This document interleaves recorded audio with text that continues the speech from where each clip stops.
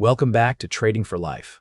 Today, we're diving into the final part of Trade Like a Stock Market Wizard by Mark Minervini, the chapters that tie everything together and reveal how true market masters think, act, and protect their capital.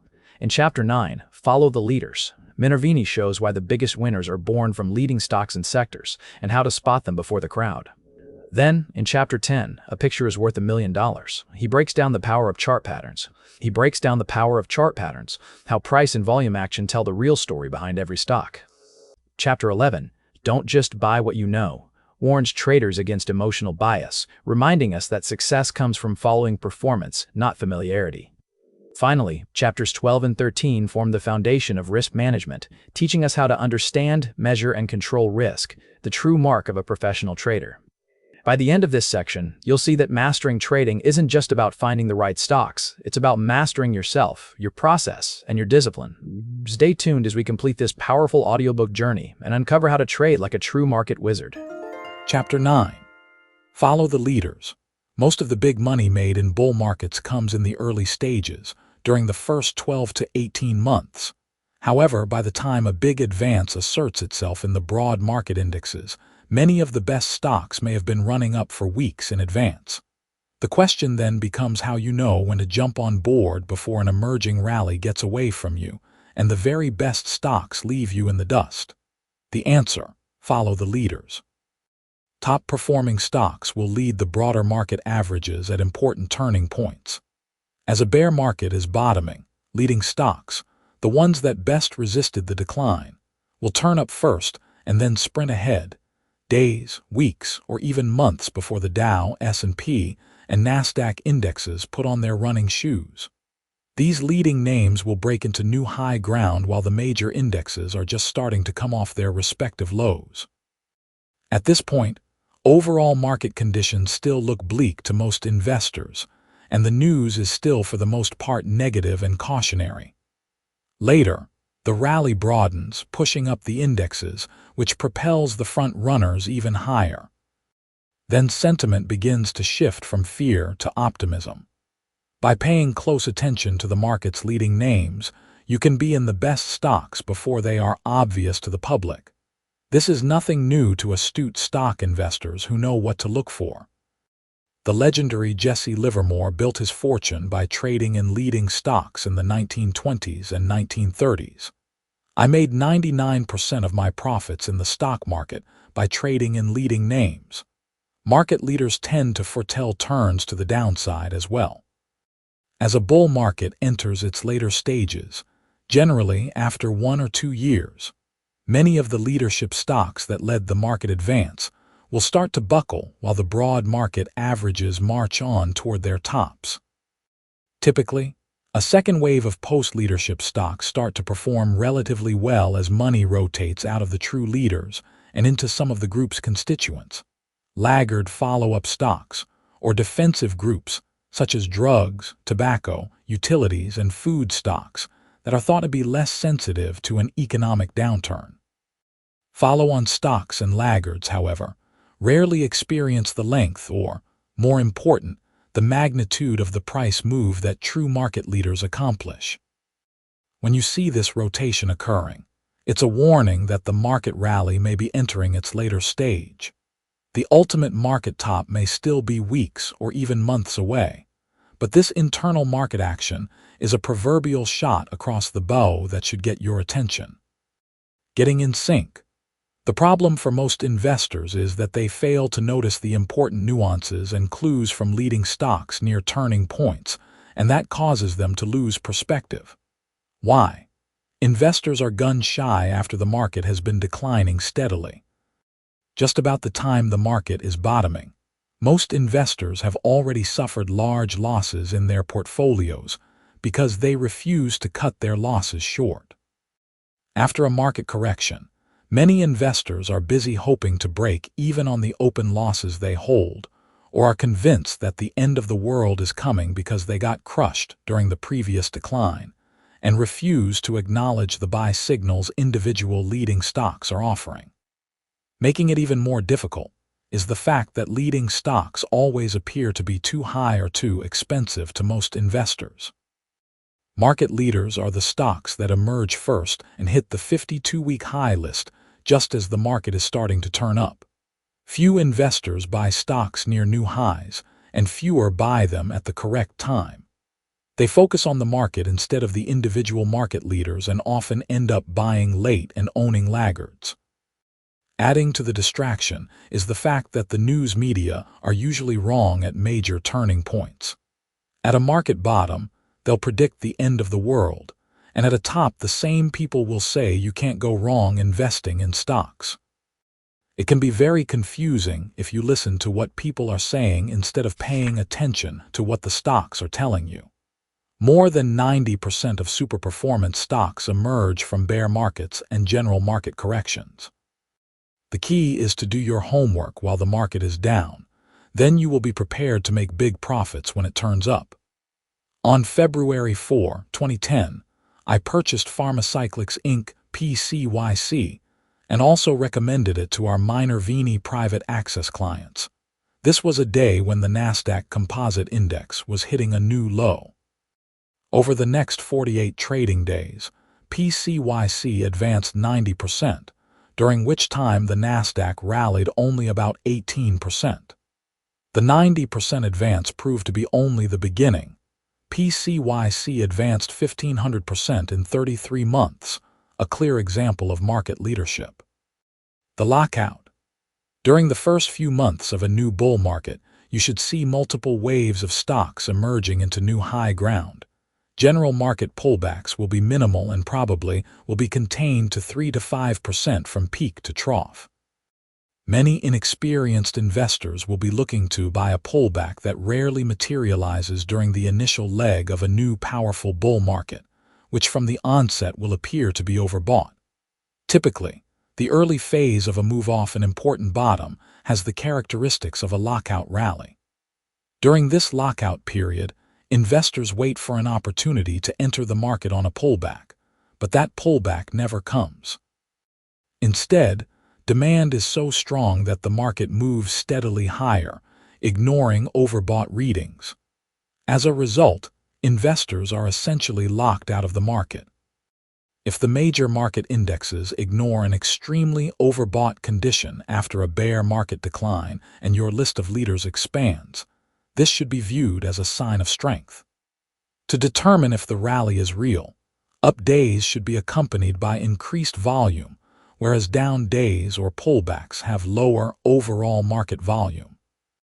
More important, the price action of leading stocks should be studied to determine if there are stocks emerging from sound, buyable bases. Additional confirmation is given when the list of stocks making new 52-week highs outpaces the new 52-week low list and starts to expand significantly. At this point, you should raise your exposure in accordance with your trading criteria on a stock-by-stock basis. As the adage goes, it's a market of stocks, not a stock market. In the early stages of a market bottom rally, it's absolutely critical to focus on leading stocks if your goal is to latch on to big winners. Sometimes you will be early. Stick with a stop-loss discipline, and if the rally is for real, the majority of the leading stocks will hold up well, and you will have to make only a few adjustments.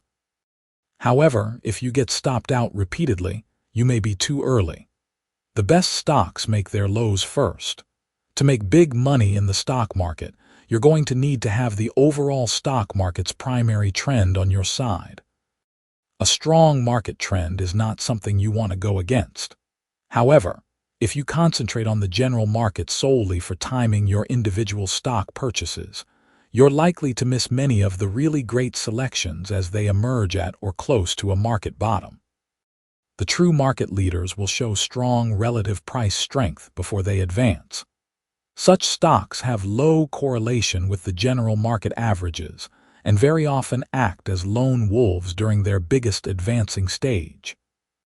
The search for these stocks runs contrary to the thinking of most investors, who often take a top-down approach, examining first the economy and the stock market, then market sectors, and finally companies in a specific industry group. As I'll show you in several examples in this chapter, Many of the very best leading stocks tend to bottom and top ahead of their respective sectors, whereas specific industry groups can lead a general market turn. Although it's true that many of the market's biggest winners are part of industry group moves, in my experience, often by the time it's obvious that the underlying sector is hot, the real industry leaders, the very best of the breed, have already moved up dramatically in price. In the early stage of a relative strength leader's uptrend, there may or may not be much confirming price strength from its group overall. This is normal.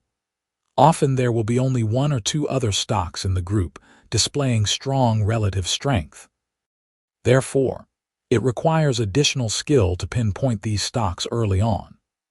As the leader's trend continues to advance, and eventually its industry group and sector begin to show signs of strength, the price advance of the market leader will do one of two things. It will continue its advance while the group propels it even higher, or it will consolidate in a sideways fashion and digest its previous gains while the group and other stocks in the group play catch-up. This does not necessarily mean that the leader's price advance has ended, because leaders can zig while the market zags. This is typical of high-alpha stocks. You should look for definite signs that the stock has topped before concluding that the move is over. Your window of opportunity. Market leaders are the stocks that can increase the value of a portfolio significantly and rapidly, the types of stocks that can produce super performance. By applying a bottom-up approach to find the best relative performers in the early stages of a bull market, you will put yourself in a position to latch on to some really big winners. The stocks that hold up the best and rally into new high ground off the market low during the first 4 to 8 weeks of a new bull market are the true market leaders, capable of advancing significantly. You can't afford to ignore these golden opportunities. There are countless examples of market leaders that displayed obvious signs of strength before there was a widespread indication of overall market or industry group strength. It's a matter of knowing what to look for. For example, in 2001, Amazon bottomed well ahead of the market and gave investors a year to prepare for the eventual buy point that propelled the stock 240% in 12 months. Market leaders tend to stand out best during an intermediate market correction or in the later stages of a bear market. Look for resilient stocks that hold up the best, rebound the fastest, and gain the most percentage-wise off the general market bottom. This, too, will identify potential leading names. After an extended bear market correction, look for stocks that hold their ground or, even better, work their way higher while the general market averages trend lower. A series of higher lows during lower lows in the general averages is a tip-off that a potential market leader is in the making. The relative strength line of the stock should show steady improvement as the market declines. It's important to study carefully the price action of individual companies with new positive developments and strong earnings per share during major market declines. Many of the most strongly rebounding stocks and the ones that hold up the best are likely to become the next upcycle's superperformers. Superperformance can be triggered by several factors, including a positive earnings surprise, industry-wide regulatory change, governmental policy change, newly awarded contracts, better than anticipated results from a new product launch, and the planned introduction of a unique new product. For a pharmaceutical or biotech company, U.S. Food and Drug Administration approval for a promising new drug or medical device can have an enormously positive effect. On July 20, 2009, shares of the small biopharma company Human Genome Sciences, HGSI, soared, closing up more than 270% in just one day, but that was only the beginning. The company unveiled test results on a drug that could become the first new treatment for lupus in 50 years, a drug with truly revolutionary potential. 7 months later, HGSI stock price was up an additional 165%. Similarly, on April 14, 2009, Shares of Dendrian Corp soared almost 200% after the company said its prostate cancer vaccine provenge significantly prolonged the overall survival of patients compared with a placebo. 11 months later, the stock price was up an additional 117%. There was a stark contrast between Humana's stock price trend and the general market price action from June 1977 to August 1978. Humana's stock had been in a stage 2 uptrend and was hitting a new high while the Dow had not even turned the corner yet. Then Humana emerged into new high ground as the overall market initially came off its lows. Humana's stock price advanced 1,000% over the subsequent 38 months. Humana's action provided the type of subtle sign that few can detect during a bear market bottom. What you are looking for as a sign of a bottoming market is the following. 1. A first wave of market leaders emerge and build bases in a stair-step fashion, as in the Humana example. 2. Stock setups proliferate while the original leaders give up relatively little ground and rebound fairly quickly from any sell-off. Leading stocks will generally advance 15 to 20% and then rest, during which time they may pull back 5 to 10%. 3. The majority of leaders should hold their ground. Even though there are bound to be some stocks that emerge and then fail, you don't want to see most of the leaders that broke out come crashing down and not able to rally. 4. Volume on the major averages should also be watched for signs of distribution. If this is accompanied by increasing volume on down days versus up days, it may be too early, and you may need to revert back to cash for protection. Emulex. In 2001, I bought shares of Emulex, MX. The stock attracted my attention for several reasons. First, as the general market was near a new low, Emulex shot up 100% in only 1 week. This impressive strength was the initial tip-off that something big was about to happen with the stock. Such a surge in demand is often a reaction to a positive development that has recently surprised the street or an indication that something is being anticipated. Next, the stock pulled back sharply, but it recovered very quickly in only a few days. The stock gave up little ground afterward. The price then moved into new high ground as the general market rallied off its lows. This was the green light to buy.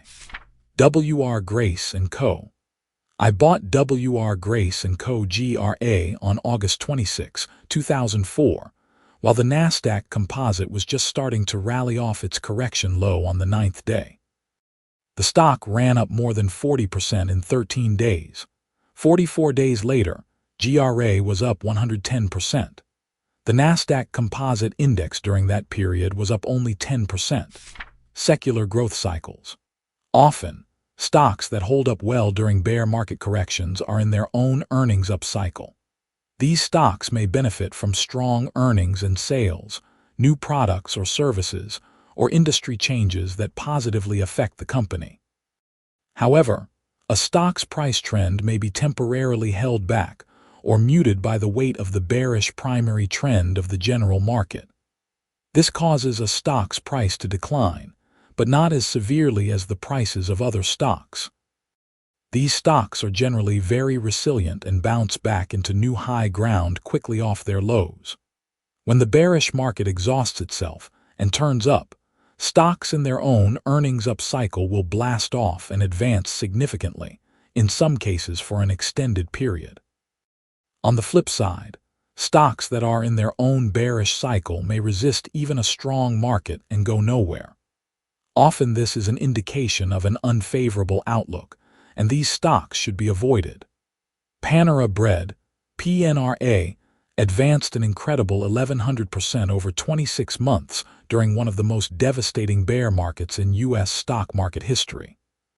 The Nasdaq Composite, meanwhile, declined approximately 80% in that period.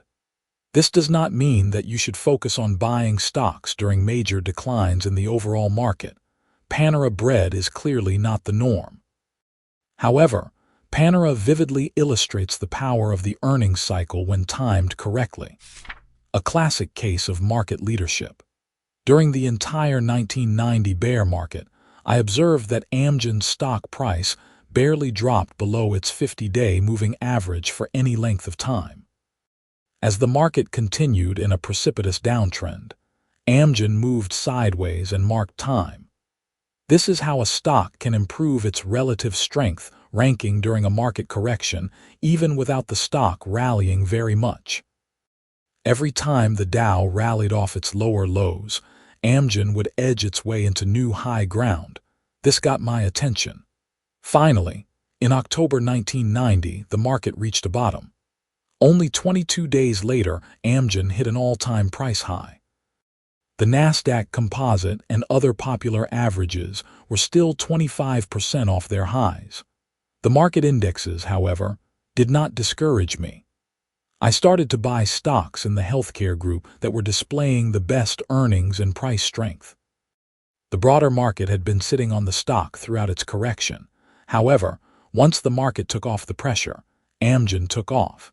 It was one of the first stocks to emerge in the 1990 bull market and gained 360% in just 14 months. Look for a technical theme. Each market cycle has a unique signature in the form of the price and volume action in leading names. Often a similar technical theme will be present. A growing number of stocks displaying positive, divergent price behavior during a general market decline can tip you off to where the next group of market leaders may emerge, or what stocks are likely to blast off first when the market starts to rally. When you see this type of price action, it's time to tune out the media and the gurus and concentrate on the facts: price, volume, earnings, sales, profit margins, new products, and positive industry changes. Look for the evidence stock by stock and employ the best criteria. Most of the time, there will be more than just one stock in a particular industry group displaying this type of behavior. You should try to own the top 1, 2, or 3 names in the industry in terms of relative performance and earnings power. Look for the types of patterns and price action that are proliferating in the marketplace. This can help you understand what type of tactic will work best in the current cycle. In 1990, medical-related stocks were emerging as market leaders one after the other. Stocks such as U.S. Surgical, United Healthcare, Amgen, Ballard Medical Products, and Stryker, among others, were leading the market. For many of these stocks, their relative price strength during the 1990 bear market proved to be a valuable tip-off that they were about to lead the next bull run and score huge returns for investors. I know. I was there at the time, buying them as they emerged. Also emerging from the 1990 bear market bottom was the market leader American Power Conversion, a PCC. Like Amgen, this company caught my attention, and for similar reasons, a stock that was starting to go higher as soon as the market took off the brake. Founded by a group of engineers from MIT, APC had set out to develop solar power products. But after sharp declines in oil prices and muted government support for solar power, the company quickly shifted to developing uninterruptible power supply UPS systems for computers and workstations. The timing was perfect. A PCC introduced its first UPS models in 1984 just as the microcomputer market began to blast off. In 1991, a PCC introduced models that sold for under $200, which opened up the home PC market for the first time. The rest is history. It was no coincidence that a PCC stock price emerged off the 1990 bear market low into new high ground on the exact day that Amgen did, 22 days into the rally. The two stocks displayed nearly identical price strength, indicating that their up cycles were being suppressed temporarily by the weight of the overall market correction. Selling for its highest price ever on November 12, 1990, proved to be only the tip of the iceberg. A PCC advanced a whopping 4,100% over the subsequent 50 months. Which leaders should I buy first? As you shift into buying gear, the question becomes, which stocks should I buy first? It's simple. Buy the strongest first. Coming off a market low, I like to buy in order of breakout. The best selections in your lineup will be the first to burst forth and emerge from a proper buy point and into new high ground. The ones that act the strongest are generally the best choices at this point. Let the strength of the market tell you where to put your money, not your personal opinion, which rarely is a good substitute for the wisdom of the market. Ultimately, opinions mean nothing compared with the verdict of the market. The stocks that emerge first in the early stage of a new bull market with the greatest power are generally the best candidates for super performance. At the August 2007 low, oversold conditions dominated many market timing indicators, which were down to levels equivalent to the 2002 and 2004 market bottoms. Most important, and what caught my attention, was the fact that an increasing number of fundamentally strong companies were emerging from sound consolidation patterns. New stock breakouts were boosting some industry sectors out of oversold levels. Adding to my bullish view was the fact that the previous weeks included positive key reversals in the major averages, an improvement in advisory sentiment and put/call ratios, and very impressive up/down volume ratios on the Nasdaq of 9-to-1 and on the New York Stock Exchange of 21-to-1. There was still a distinct possibility that the market could be hit with an additional wave of selling, which would force another leg down in the major averages. Nonetheless, I started adding many of the best names to my buy list and covered all my short positions. My thinking was that even if the market did sell off again, many of my stops on my longs would probably not be violated. If they were, I would simply sell and cut my losses. When a market is bottoming, the best stocks make their lows ahead of the absolute low in the market averages. As the broader market averages make lower lows during the last leg down, the leaders diverge and make higher lows. It's important to watch very carefully at this juncture and stand ready to cut your losses if volatility widens too much in your individual holdings. If more leaders emerge and the overall market strengthens, be ready to move to an even more aggressive long bias. As the following examples show, your objective is to look for the stocks that hold up the best, either declining the least or even moving somewhat higher during bear markets. A double-edged sword. Just as the leaders lead on the upside, they also lead on the downside. Why? After an extended rally or bull market, the market's true leaders have already made their big moves. The smart money that moved into those stocks ahead of the curve will move out swiftly at the first hint of slowing growth. When the leading names in leading industry groups start to falter after an extended market run, this is a danger signal that should heighten your attention to the more specific signs of market trouble or possible trouble in a particular sector. Most stocks experience a relatively severe decline in price after a super performance phase has run its course. This is due to profit-taking and the anticipation of slower growth ahead. Scientific evidence and my personal experience indicate that the chances of a super performer giving back most or all of its gains are high. You must have a plan to sell and nail down profits when you have them. History shows that 1/3 of super performers give back all or more of their entire advance. On average, their subsequent price declines are 50 to 70%, depending on the period measured. In a post-bubble type market such as 1929 to 1930s and 2000 to 2003, many leading stocks declined as much as 80 to 90%. This is not the type of decline from which a stock investor can recover. For those who do recover, it generally takes 5 to 10 years or more. Leaders can forecast trouble ahead. In the later stage of the general market's advance, the same leaders will alert you to weakness in their underlying sectors as well as potential upcoming weakness in the broader market. Your portfolio will be your best barometer. Your watch list of potential stock candidates should bring you into the market early in the bullish phase as leading stocks set up and emerge into new high ground. Later, You will be forced out of the market, stock by stock, as many of the same issues start to churn, buckle, or accelerate their advance over a number of weeks in a parabolic fashion ahead of the inevitable bear phase or market correction. Leaders tend to top around the same time the general market starts to show signs of distribution. It's important to keep your sights on the trees rather than on the forest. Bull markets sometimes roll over gradually, whereas bottoms often end with a sudden sell-off, followed by a strong rally. As the leaders start to buckle, the indexes can move up farther or start to churn, moving sideways.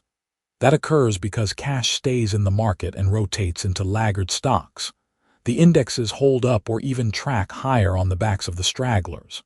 Watch out. When this happens, the end is near and the really great opportunities may have already passed. Most investors miss these subtle signs, mainly because they become conditioned by the market's uptrend during the bullish phases. What's the big deal if a few stocks start to crack? They tell themselves, as long as the Dow keeps heading higher, right? Wrong. A bull market is always dominated by at least one sector and several subsectors. Within the top sectors leading a new bull market, the relatively few leading names that dominate the leadership during that market eventually attract the attention of institutional money. Buying enthusiasm for those leaders can push their prices far above realistic valuations. As a result, those issues tend to decline the most during the subsequent bear market. For investors who hold on to the former leaders for too long, the results can be devastating. Investing in leading stocks is indeed very risky if it is timed incorrectly. The high flyers are great when they're going up. However, the downside can be disastrous. If you don't have a sensible exit plan to minimize losses, it is certain that you will experience a major setback at some point. Big profits can be made during periods of optimism. However, if you're late to the party, look out below. The same stocks that have been going up could be due for a major correction. For example, the technology stocks that led the 1998 to 2000 bull market were the biggest losers during the 2000 to 2002 bear market, and recovered at best only about half of their losses during the entire 2003 to 2007 bull market. History is littered with examples showing that the leaders of one bull market are rarely the leaders of the next. Financials and housing stocks were market leaders in the 2003 to 2007 bull market, and then took the biggest losses during the bear decline in 2008. Therefore, if history is any guide, the leaders of one cycle should generally be abandoned as buy candidates both for bear market recovery rallies and for the next bull market. There is one caveat to this. If the leadership stocks or sectors started to emerge near the end of the bull market cycle preceding the subsequent bear market, in some cases they can lead during the bull market. One thing for certain is that very often the leaders of the next bull market will emerge from the most unlikely areas, but quickly reveal themselves through the application of the price analysis techniques discussed in this chapter. Follow the leaders and you will participate in and profit from many of the most exciting entrepreneurial companies this country has to offer. Learn to buy leaders and avoid laggards. As a general rule, I buy strength, not weakness. True market leaders will always show improving relative strength, in particular during a market correction.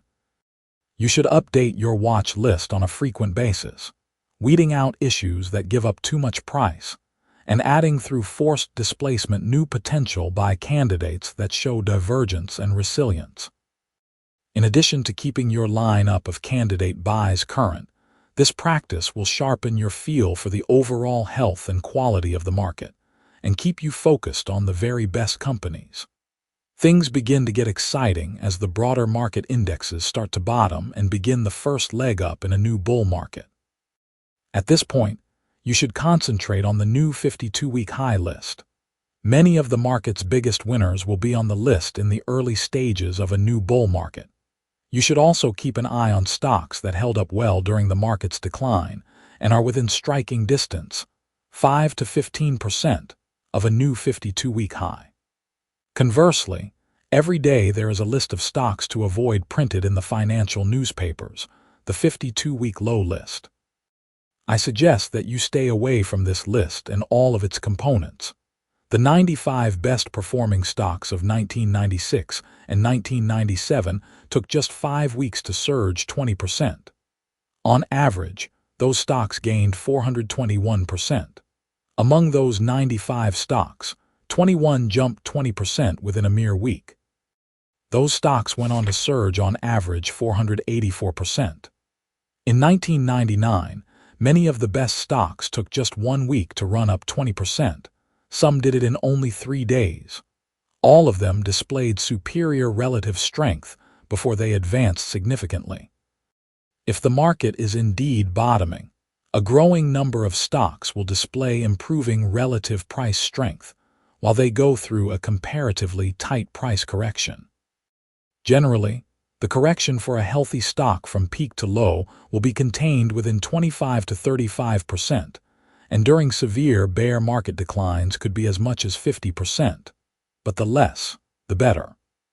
A correction of more than 50% is generally too much, and a stock could fail as it reaches or slightly surpasses a new high. This is due to excessive overhead supply created by the steep price decline. As the overall market is bottoming, your watch list should multiply over a number of weeks. The better stocks start moving into new high ground as the market rallies off its lows. This is a good sign that the market has bottomed or is getting close to a bottom. This is a critical juncture. Each emerging bull market tends to send up its unique set of leaders. The leaders of the past bull market rarely lead the next rally, so expect to see unfamiliar names. Fewer than 25% of market leaders in one cycle generally lead the next cycle. It's important to recognize the new crop of top-performing companies and industries as early as possible. Remember to listen to what the stocks are telling you, not the pundits. This will be your best early alert system. Tune out the media. During a market decline, the news is always filled with market gurus predicting the end of the world. Pessimism abounds. Inevitably, another group of so-called experts chime in that the bottom may be near. But they'll announce that a real rally cannot take place without getting the nod from their pet technical indicators. There is no shortage of elaborate theories and technical indicators that people use to time the market. This deluge of fear and conflicting advice can paralyze you on the cusp of a powerful rally. Worse still, the media barrage could divert your attention from doing your homework and concentrating on the facts if you let it. Shut off the TV, close out the media, and start looking for the next wave of market leadership, which is certain to emerge eventually. Concentrate on facts and follow the leaders. I assure you that new companies with new products and new technologies will continue to emerge for as long as the United States operates as a free enterprise system.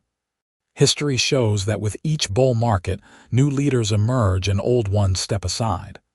Be ready to act quickly. Be prepared. Most important, tune out the media and tune in the leaders. Chapter 10. A picture is worth $1 million. Although the cheetah is the fastest animal in the world and can catch any animal on the plains, it will wait until it is absolutely sure it can catch its prey. It may hide in the bush for a week, waiting for just the right moment. It will wait for a baby antelope, and not just any baby antelope, but preferably one that is also sick or lame. Only then, when there is no chance it can lose its prey, does it attack. That, to me, is the epitome of professional trading. Mark Weinstein. Proponents of the efficient market hypothesis, EMH, which was developed by Professor Eugene Fama at the University of Chicago Booth School of Business in the early 1960s, consider the stock market to be perfectly priced, or at least nearly perfectly priced, to the extent that the market is informationally efficient. In other words, it is theorized that stock prices already reflect all known information, and that the markets adjust so rapidly to reflect new information that there is no advantage in having it. Therefore, according to EMH, It is impossible to outperform the market by using data that the market already knows about except through luck. Defenders of this theory scoff at the notion that price and volume analysis can give an investor a winning edge. Needless to say, I disagree. My career and those of many other traders I know have demonstrated that EMH is a flawed theory. Most of those who subscribe to EMH have never made a living from stock trading, let alone achieved super performance. Perhaps EMH makes sense to those who cannot outperform the market. Since they cannot do it, they believe it's impossible. Highly successful traders know otherwise. Ultimately, it's people, emotional, imperfect, even illogical, who make buy and sell decisions. Ego, fear, greed, hope, ignorance, incompetence, overreaction, and a host of other human errors in reasoning and judgment create all sorts of discrepancies and in turn opportunity. An invaluable tool to use to discern those opportunities is charting the fundamental battle between supply and demand. Charts enable us to see what's going on in a particular stock as buyers and sellers come together in an auction marketplace. They distill the clash for emotional, logical, and even manipulative decisions into a clear visual display, the verdict of supply and demand. If you look at charts in this way, you will appreciate how these images depict all the choices people are making, whether to buy or to sell. In one glance, you can see precisely what took place in a particular time frame. There is nothing new under the sun in regard to charting and using graphs. People have been using charts for centuries.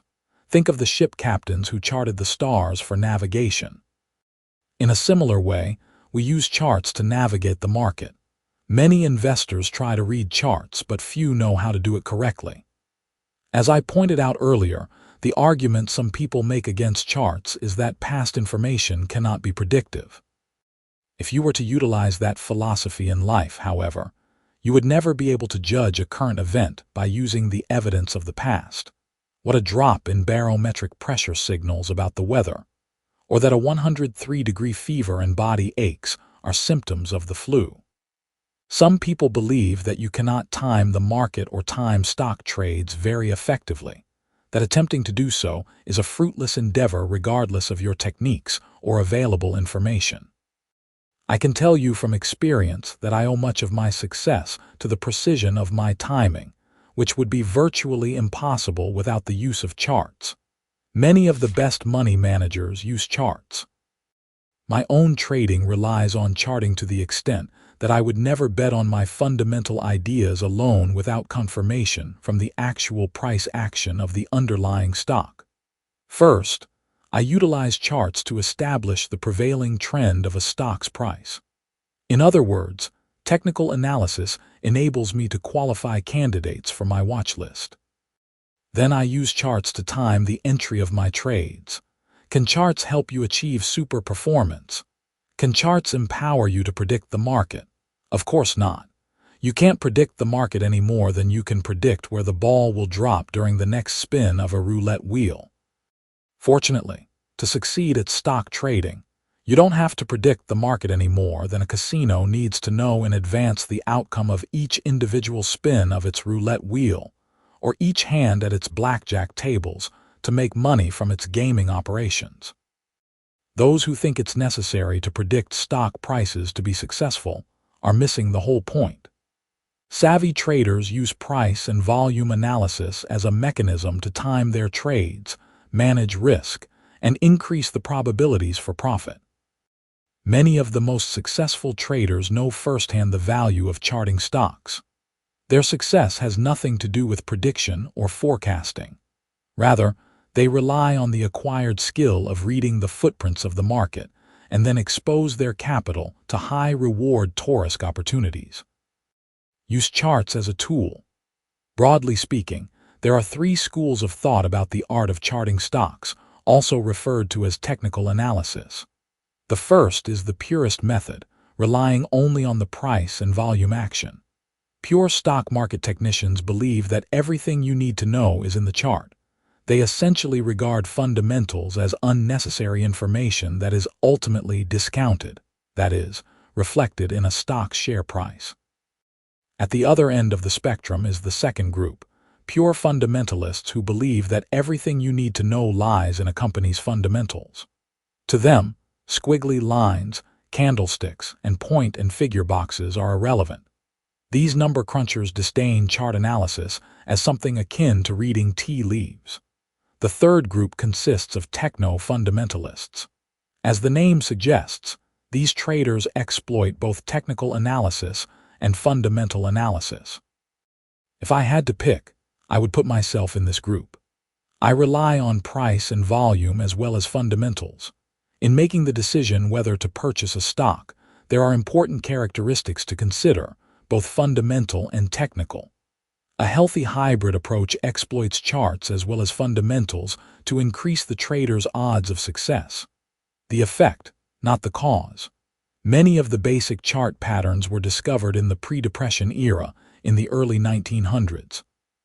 You might well ask, assuming that these trading patterns were effective in the remote past, might they have become so popular or readily available that they should have ceased to bestow an edge many years ago? The answer is simple. Chart patterns are not the cause, they're the effect. The supply and demand picture does not dictate to the market. Human behavior does, and human behavior hasn't changed and isn't likely to change much in the future. Thus, chart patterns remain powerful tools in timing trade entries and exits. Today, more information moves faster than ever, and trades can be placed in an instant with a click of a mouse. However, that has not changed basic human nature. The charting techniques I explain in this chapter, like everything in this book, are based on what I do in my own trading, my daily work, the product of 30 years of learning, application, refinement, and personal success in the stock market. Not only are these techniques applicable today, historical studies have shown that the techniques I used during my own career would have been effective many decades before my lifetime. For example, let's time travel back to 1927, when SEPA was the OL of its era, advancing 721% in 18 months, or to 1934, when Coca-Cola emerged as a market leader several months before the general market bottomed, and then advanced 580%.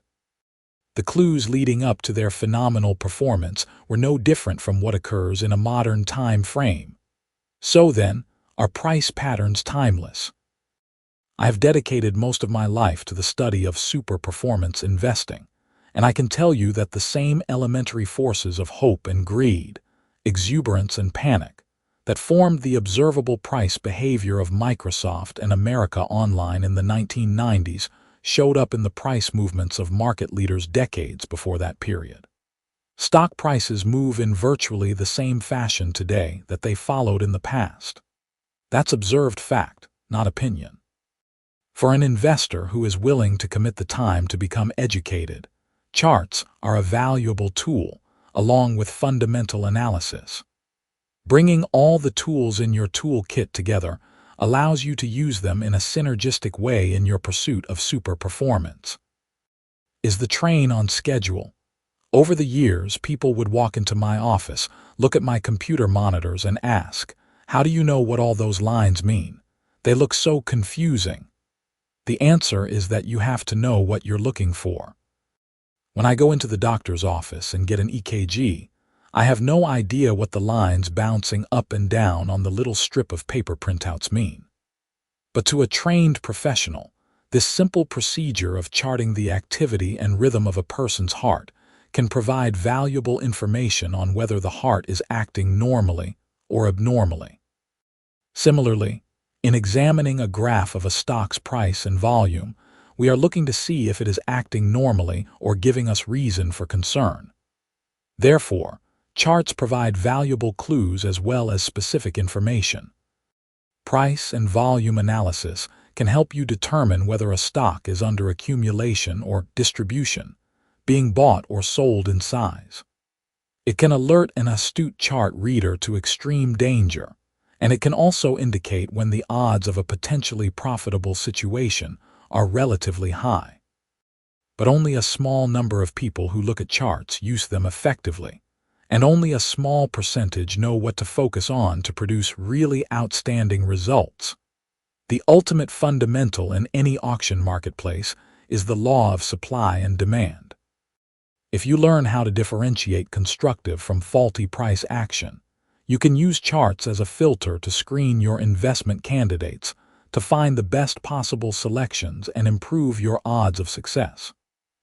The key is not knowing for sure what a stock is going to do next, but knowing what it should do. Then it's a matter of determining whether the proverbial train is on schedule. Suppose you take the 6:05 train to work each morning. It generally arrives at the station somewhere between 6 and 6:10. But today, you look down at your watch and see that it is 6:15 and the train has still not arrived. You don't think much about it and probably say to yourself that the train is just running a little late. What happens at 7 o'clock if the train has still not pulled into the station? You are most likely going to think that maybe something is wrong with the train. The more time that elapses, the higher the probability that something has gone wrong. The only reason you can make this educated guess is that you have knowledge of what is normal and what should happen. When one identifies the proper characteristics for a super performance candidate, the risks become unambiguous. If a stock doesn't act as expected, that's a major red flag. After all, the stock has already met very elite criteria and has been deemed a strong prospect. If such a stock behaves poorly, that suggests a problem. Learning what to expect allows you to detect when a stock is acting correctly or incorrectly in the prevailing conditions. Because you know how something is supposed to perform, when it doesn't perform that way, it makes the exit decision much easier. First things first.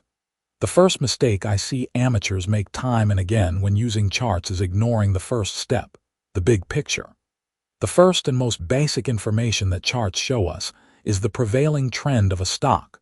We can see if it's trending up or down or is moving in a sideways pattern, i.e., stage 1, 2, 3, or 4. Once we have established that the longer-term trend is up, stage 2, and see some evidence that a particular name is a candidate deserving of our attention, whether it's a market leader, a turnaround situation, or even a cyclical, it's time to concern ourselves with the best time to purchase the stock. At that point, we want to determine when the moment is right to pull the trigger and make our commitment to the position. Therefore, charting can play an important role in selection and timing. My first advice about charting stocks is that you should not look at things in a vacuum.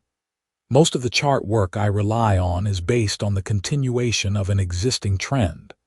This concept is fundamental to my approach. If you want to maximize compounding, you want to be where the action is and take advantage of momentum. You should limit your selections to those stocks displaying evidence of being supported by institutional buying. You're not trying to be the first one on board.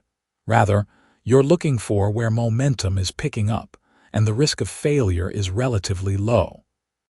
To time my entry, I look for price consolidations, which are momentary pauses or periods of rest within the context of a prior uptrend. However, too often an investor will buy a stock because it has a great chart base, but will overlook the fact that the base is within the context of a long-term downtrend. Going long a great base in a long-term downtrend is like saying you're in good health by focusing on your low cholesterol reading when you have pneumonia. Although the cholesterol reading is good, you face a much more serious problem. The current chart pattern is only as good as where it resides within the context of its longer-term trend. If you are too early, you run the risk of the stock resuming its downtrend. If you're too late, you run the risk of buying a late-stage base that is obvious to everyone and prone to failure. Time the trade correctly, though, and you could be on the way to a very sizable gain. I never go against the long-term trend. I look to go long a stage 2 uptrend and go short a stage 4 downtrend, plain and simple. To be consistent and stack the probabilities in your favor, you need to operate in a systematic fashion. The step-by-step approach I'm showing you here is a process. The first part of that process is to qualify the current chart pattern by filtering stocks on the basis of the prevailing trend, and then buying them as they emerge from their consolidation periods, before they become too widely followed and obvious. However, the current chart pattern must be put into context. If the long-term trend is not up, the stock simply doesn't qualify as a candidate for purchase. Therefore, don't forget the big picture. As the saying goes, the trend is your friend. If you try to trade against it, the trend becomes your worst enemy. To increase your odds of success, stick to stocks moving in a definite uptrend. If a stock's price is in a long-term downtrend, don't even consider buying it. Look for consolidation periods. Once you have identified a stage 2 uptrend, the next step is to look for the conditions that facilitate a sustainable move higher, a proper base. Notice that I said a proper base, not just any base. Anyone can look at a chart and identify a stock that is moving sideways. It takes more than that. You need to know precisely what to look for. A constructive price consolidation phase starts as a period of rest or digestion during which the previous movement in the stock is met with temporary profit-taking, which leads to an equilibrium or correction mode. The better stock selections generally will correct the least amount percentage-wise from absolute peak to trough during their correction phase. Stocks that are under accumulation will rest and consolidate within the context of a long-term uptrend and then continue higher. Most of these situations will show telltale signs. Depending on the particular footprint of the price action over 3 to as many as 60 weeks of price history, there are various nuances that will allow you to make an educated decision about whether the stock should be bought or sold. The volatility contraction pattern. Most investors cannot resist the urge to buy stocks at the wrong time, usually when the price is declining. I'm constantly asked whether I like this stock or that stock, and 99% of the time my reply is, I wouldn't buy it here. The reason for this is that I have a strict discipline that only allows me to buy at a very specific point, the point at which reward outweighs risk. How do I identify this point? If there is any one commonality or holy grail that I follow and practice regularly, it is the concept of volatility contraction. This is a key distinction that I look for in almost every trade. A common characteristic of virtually all constructive price structures, those under accumulation, is a contraction of volatility accompanied by specific areas in the base structure where volume contracts significantly. I use the volatility contraction pattern, VCP concept to illustrate this. For our purposes here, VCP is part of the supply and demand setup. The main role that VCP plays is establishing a precise entry point at the line of least resistance. In virtually all the chart patterns I rely on, I'm looking for volatility to contract from left to right. I want to see the stock move from greater volatility on the left side of the price base to lesser volatility on the right side. The contraction count. In February 1995, I purchased FSI International FSII, which was emerging out of a cup with handle pattern. The stock displayed perfect VCP characteristics in a clear Stage 2 uptrend.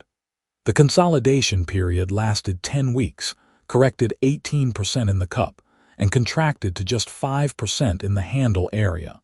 Note the volume contraction during the tightest portion of the setup on the far right side of the base. I bought the stock as it broke above the high in the handle during week 11. The stock advanced 130% from that point. During a VCP, you will generally see a succession of anywhere from 2 to 6 contractions, with the stock coming off initially by, say, 25% from its absolute high to its low. Then the stock rallies a bit, and then it sells off 15%.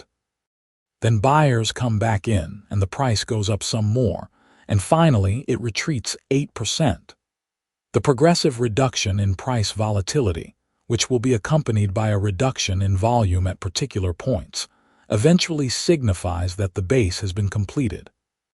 As a rule of thumb, I like to see each successive contraction contained to about half plus or minus a reasonable amount of the previous pullback or contraction. The volatility, measured from high to low, will be greatest when sellers rush to take profits. When sellers become scarcer, the price correction will not be as dramatic and volatility will decrease. Typically, most VCP setups will be formed by 2 to 4 contractions, although sometimes there can be as many as 5 or 6. This action will produce a pattern, which also reveals the symmetry of the contractions being formed. I call these contractions T-ticks. Not all price patterns display VCP characteristics. There are some variations, such as the square-shaped Darvas box pattern, or a flat base structure that is 4 to 7 weeks in duration. With this type of base, there is no real volatility contraction as it remains a tight and narrow pattern or box, moving in a sideways range with about a 10 to 15% correction from high point to low point. Or a stock could undergo successive consolidations with varying degrees of volatility to produce contractions. For example, from a 25% correction to a 10% to a 5%, and so forth, which would be indicative of a classic VCP progression. The technical footprint. Each stock makes its own unique mark as it goes through a consolidation period. Similar to a fingerprint, they look alike from afar, but when you zoom in, no two are identical. The resulting signature is what I call the stock's technical footprint. The immediate distinguishing features of the VCP will be the number of contractions that are formed, typically between 2 and 4, their relative depths throughout the base, and the level of trading volume associated with specific points within the structure. Because I track hundreds of names each week, I created a quick way to capture a visual of a stock by quickly reviewing my nightly notes and each stock's footprint abbreviation. This quick reference is made up of 3 components. 1. Time. How many days or weeks have passed since the base started? 2. Price. How deep was the largest correction and how narrow was the smallest pullback at the very right of the price base? 3. Symmetry. How many contractions T's did the stock go through during the basing process? In the same way you could get a mental picture of a man if I told you he was 6 feet tall, weighed 230 pounds, and had a 43-inch waist. Knowing a stock's measurements gives me a visual of its footprint and helps me understand certain key aspects of the price base even without looking at the chart. Let's take a look at Meridian Bioscience, Vivo, which in the middle of a stage 2 uptrend built a series of volatility contractions as it consolidated before continuing its upward run. Meridian Bioscience contracted 4 times a 4T before it emerged out of its 40-week 40W consolidation and advanced more than 100% over the next 15 months. The following chart shows 4 periods of volatility contraction within the base that are framed by the dotted lines. The first period started in April 2006, when the stock declined from $19 a share to $13, correcting 31% from high to low. The stock then moved higher and consolidated again, falling from just under $17 to below $14 a share for a 17% pullback. This is the first sign of contracting volatility. After the second pullback, the stock rallied once again, this time to just above $17 a share, and then it pulled back to below $16, a much tighter price range of about 8%. At this point, I began getting interested in the stock. Finally, a short and narrow pullback of just 3% over 2 weeks on very low volume formed the pivot buy point. This told me that selling activity had dried up. Profit-taking had exhausted itself, as incremental supply coming to market had abated.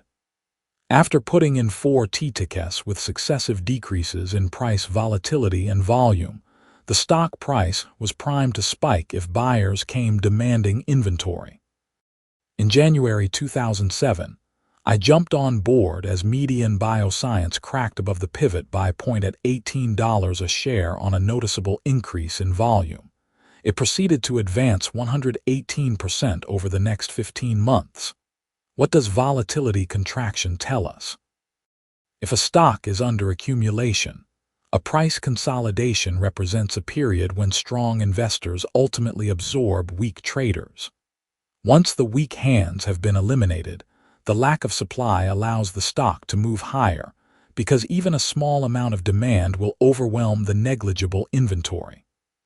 This is referred to as the line of least resistance. Tightness in price from absolute highs to lows and tight closes with little change in price from one day to the next and also from 1 week to the next are generally constructive. These tight areas should be accompanied by a significant decrease in trading volume. In some instances, volume dries up at or near the lowest levels established since the beginning of the stock's advance. This is a very positive development, especially if it takes place after a period of correction and consolidation, and is a telltale sign that the amount of stock coming to market has diminished. A stock that is under accumulation will almost always show these characteristics: tightness in price with volume contracting. This is what you want to see before you initiate your purchase on the right side of the base, which forms what we call the pivot buy point. Specifically, the point at which you want to buy is when the stock moves above the pivot point on expanding volume. This is a vital concept for successfully timing the continuation of an existing trend. For the best situations, during this contraction in volatility, volume will also contract during specific points that can be identified time and again. I came up with the VCP concept because I saw so many people rely on patterns that seem to trace out the general appearance of a constructive price base. But those people missed some of the most important elements of the structure, which can make it invalid and prone to failure. I can assure you that almost every failed base structure that you experience can be traced back to some faulty characteristic that was overlooked. Many books superficially describe technical patterns. Pattern recognition exercises will often lead you astray if you lack an understanding of the supply and demand forces that give rise to high probability setups as opposed to head fakes. Let's look a little more deeply at the nature and forces of supply and demand to understand what is actually taking place. Detecting overhead supply. As a stock corrects and heads lower, inevitably there are trapped buyers who bought around the stock's previous high point and are now sitting with a loss. Trapped buyers agonize over their deepening paper losses and, sweating bullets, look for a rally to sell. As their losses grow and more time passes, many of these buyers would be delighted just to get even. This is what creates overhead supply, investors who want out around their break-even point. They can't wait to sell and assuage their egos by thinking that, despite the roller coaster ordeal, they got out even. Adding to the supply issue is another group of buyers who, unlike the trapped buyers sitting at a loss and waiting to break even, were fortunate enough to bottom fish the stock and now are accumulating very nice profits.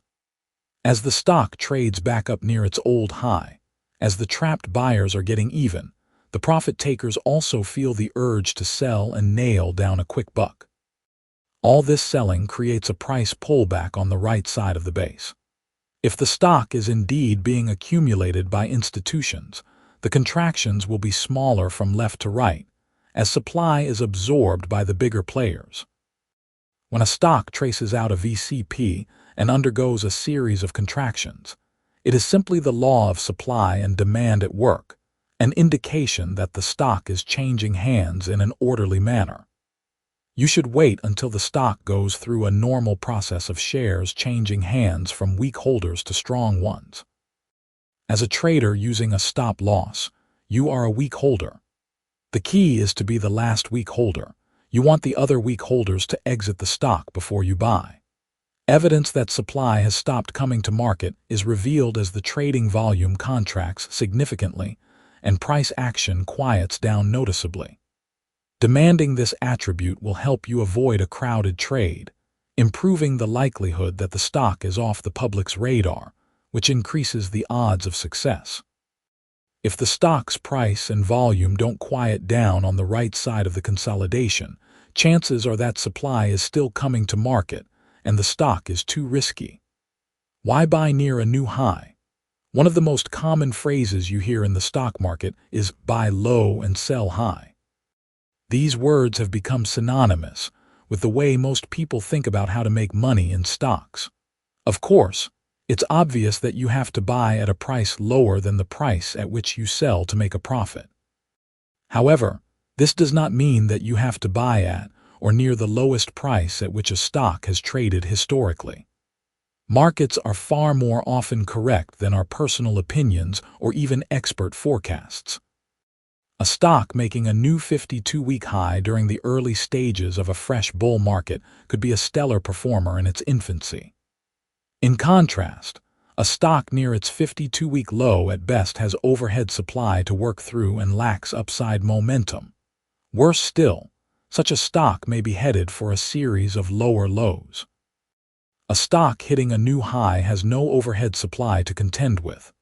The stock is saying, "Hey, I have something going on here and people are taking notice," whereas a stock hitting a new low is clearly a laggard that lacks investor interest or is being dumped in size by institutions. There are those of you who say, "I don't want to wait until the stage 2 criteria are confirmed."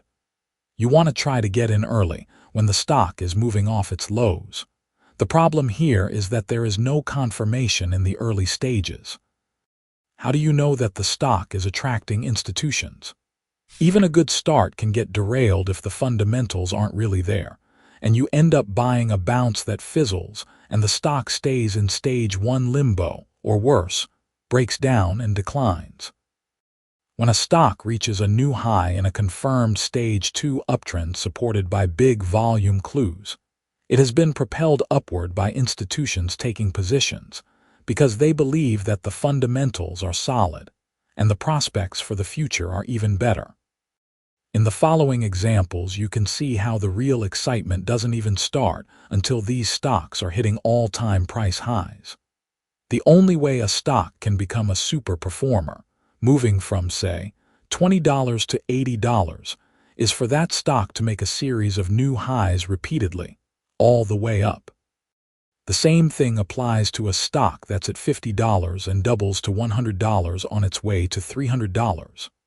Monster Beverage, MN registered an all-time high in late 2003.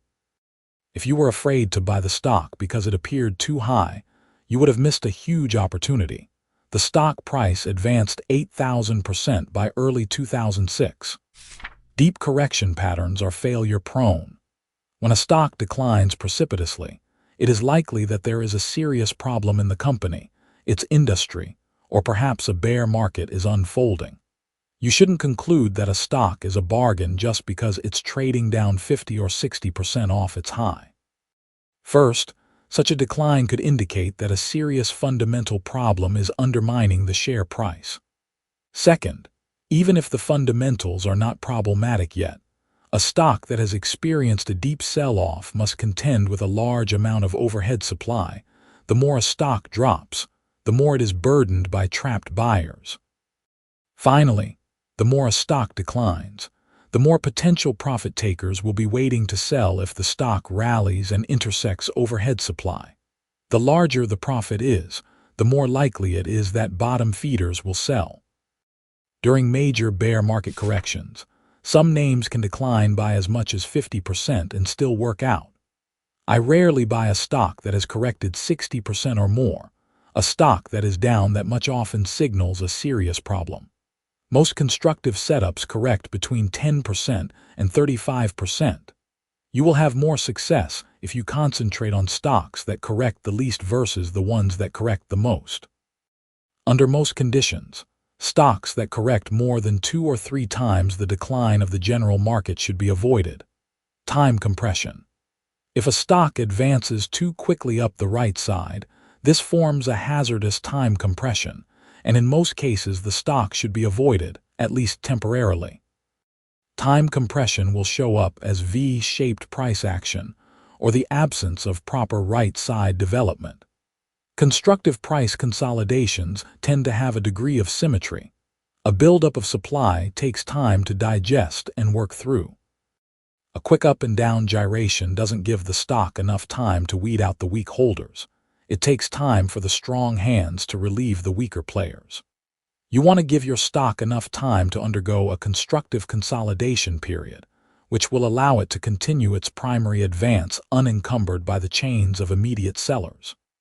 Depending on the depth of the correction, a proper basing period can last anywhere from 3 weeks to as long as 65 weeks. By demanding that the price action display VCP characteristics, you will increase your chances of identifying a stock in which supply is diminishing and a sound point for entry is developing, which will lead to an immediate and sustained advance. Shakeouts. In addition to contracting volatility and the absence of time compression, we are looking for price shakeouts within the base structure. Most of us have been on the wrong side of a shakeout at one time or another. Let's say you bought a stock at $40 a share. You noticed that over the past several months, it had traded several times as low as $35 a share before bouncing higher. It stood to reason that this was an area of support, and that placing a protective stop just below that level would be logical. The problem, however, is that you are not the only one who made that observation. Always include in your thinking that whatever you're seeing in the marketplace is also visible to everyone else. Most likely, other traders thought it was obvious to put a stop somewhere under $35 a share. In the stock market, what is too obvious seldom works. Shortly after you purchased the stock at $40, it sold off, and this time it dropped below $35. Sell stops were hit, and that sent the price even lower. You were knocked out of your position, as was everyone else who had a stop just below $35.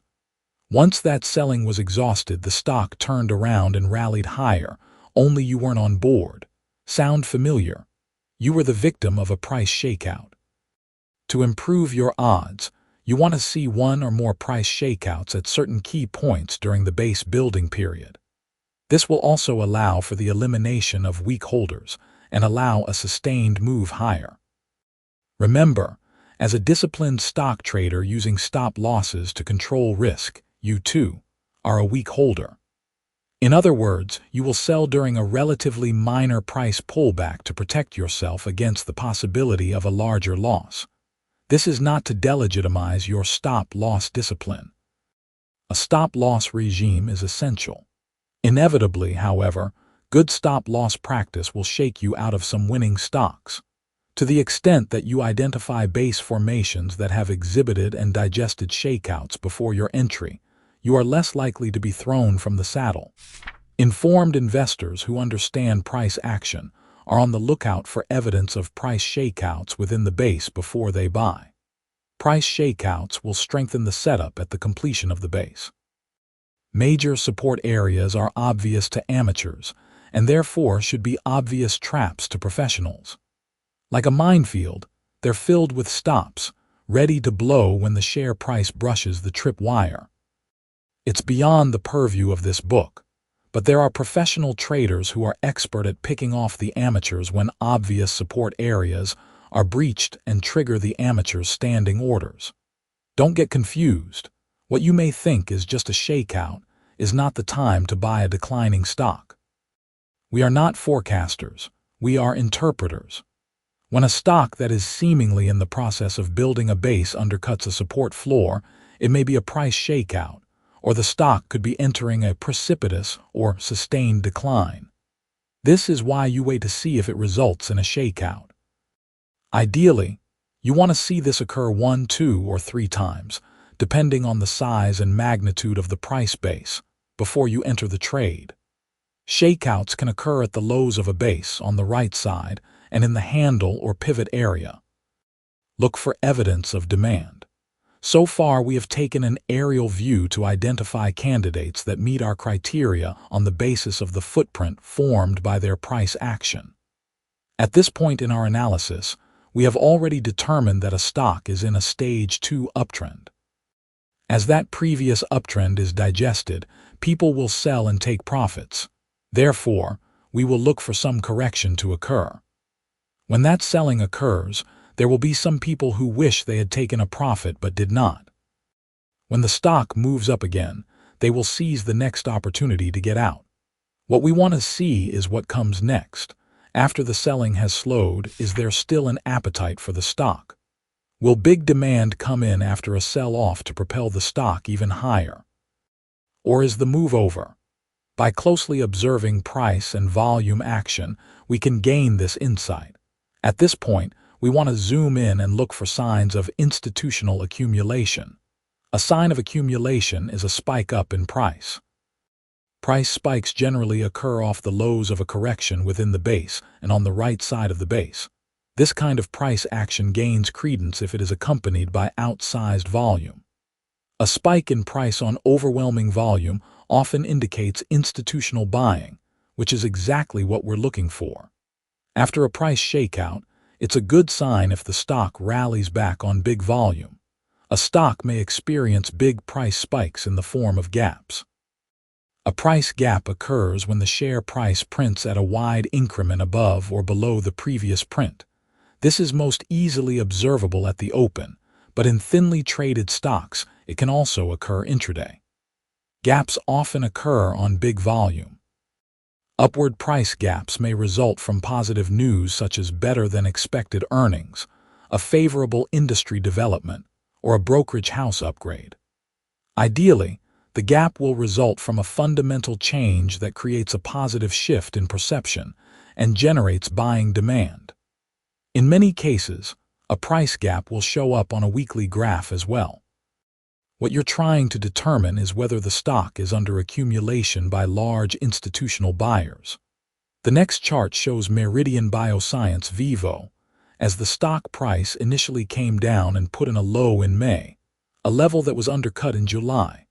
After that, the stock came roaring back, followed by a short-term pullback and then a big gap to the upside. Accompanying that gap was a surge of volume, reflecting strong demand. A sideways pattern developed during October with a sell-off that took out the September low, triggering another price shakeout. Notice how the overall price structure is beginning to tighten up. The combination of the big demand, gap days, low volume pullbacks, several price shakeouts within the base, and a contraction in price provided sufficient evidence that this stock was under accumulation. Even as the stock tightened up and formed the handle area in December, it underwent 2 minor price shakeouts, adding even more strength to the setup. Keep in mind that one aspect alone did not make for a great trade setup. Rather, it was a combination of all these factors. A big price spike on a surge of volume indicates that institutions are buying in size. At the same time, you'll want to see a dearth of down spikes. In other words, the volume must be much bigger on up days than on down days, and a few of the price spikes to the upside should be large, dwarfing the contractions that have occurred on relatively lower volume. After undercutting the December low, the stock price of Dick's Sporting Goods came roaring back on big volume. Note the price gap that occurred in February with the biggest volume since the company's initial public offering IPO. In and of itself, this action was an insufficient reason to buy because the stock had yet to go through the process of putting in a VCP. Later, however, once the VCP was completed, the stock was set up properly as a buy candidate. It soon broke out and went on to advance 525% in 54 months. Look for significant, above-average increases in volume on upward moves coming off the lows and up the right side of the base. It's not uncommon to see a surge of several 100%, or even as much as 1,000% compared with the average volume. Look for big up days that are larger and occur more frequently than big down days. Avoid a stock that follows a big demand day with even bigger down days on volume. Large up days and weeks on increased overall volume contrasted with lower volume pullbacks, are another constructive sign that the stock you are considering is under institutional accumulation. Look for these traits before you buy. Price spikes preceding a consolidation. Often a price spike will occur on the left side just before a price correction or consolidation begins. This may come on news and cause the stock to become extended and prone to a pullback, particularly if the overall market begins correcting. Cirrus Logic raised its earnings guidance by forecasting better than expected numbers for the upcoming quarter. This caused the stock to shoot up dramatically. Within days of the price spike, the overall market started correcting. This put temporary pressure on Cirrus's stock price, causing it to correct 23% off its high, which was an acceptable 2.3 times the market correction. Once the market bottomed, the stock price moved up the right side and set up constructively.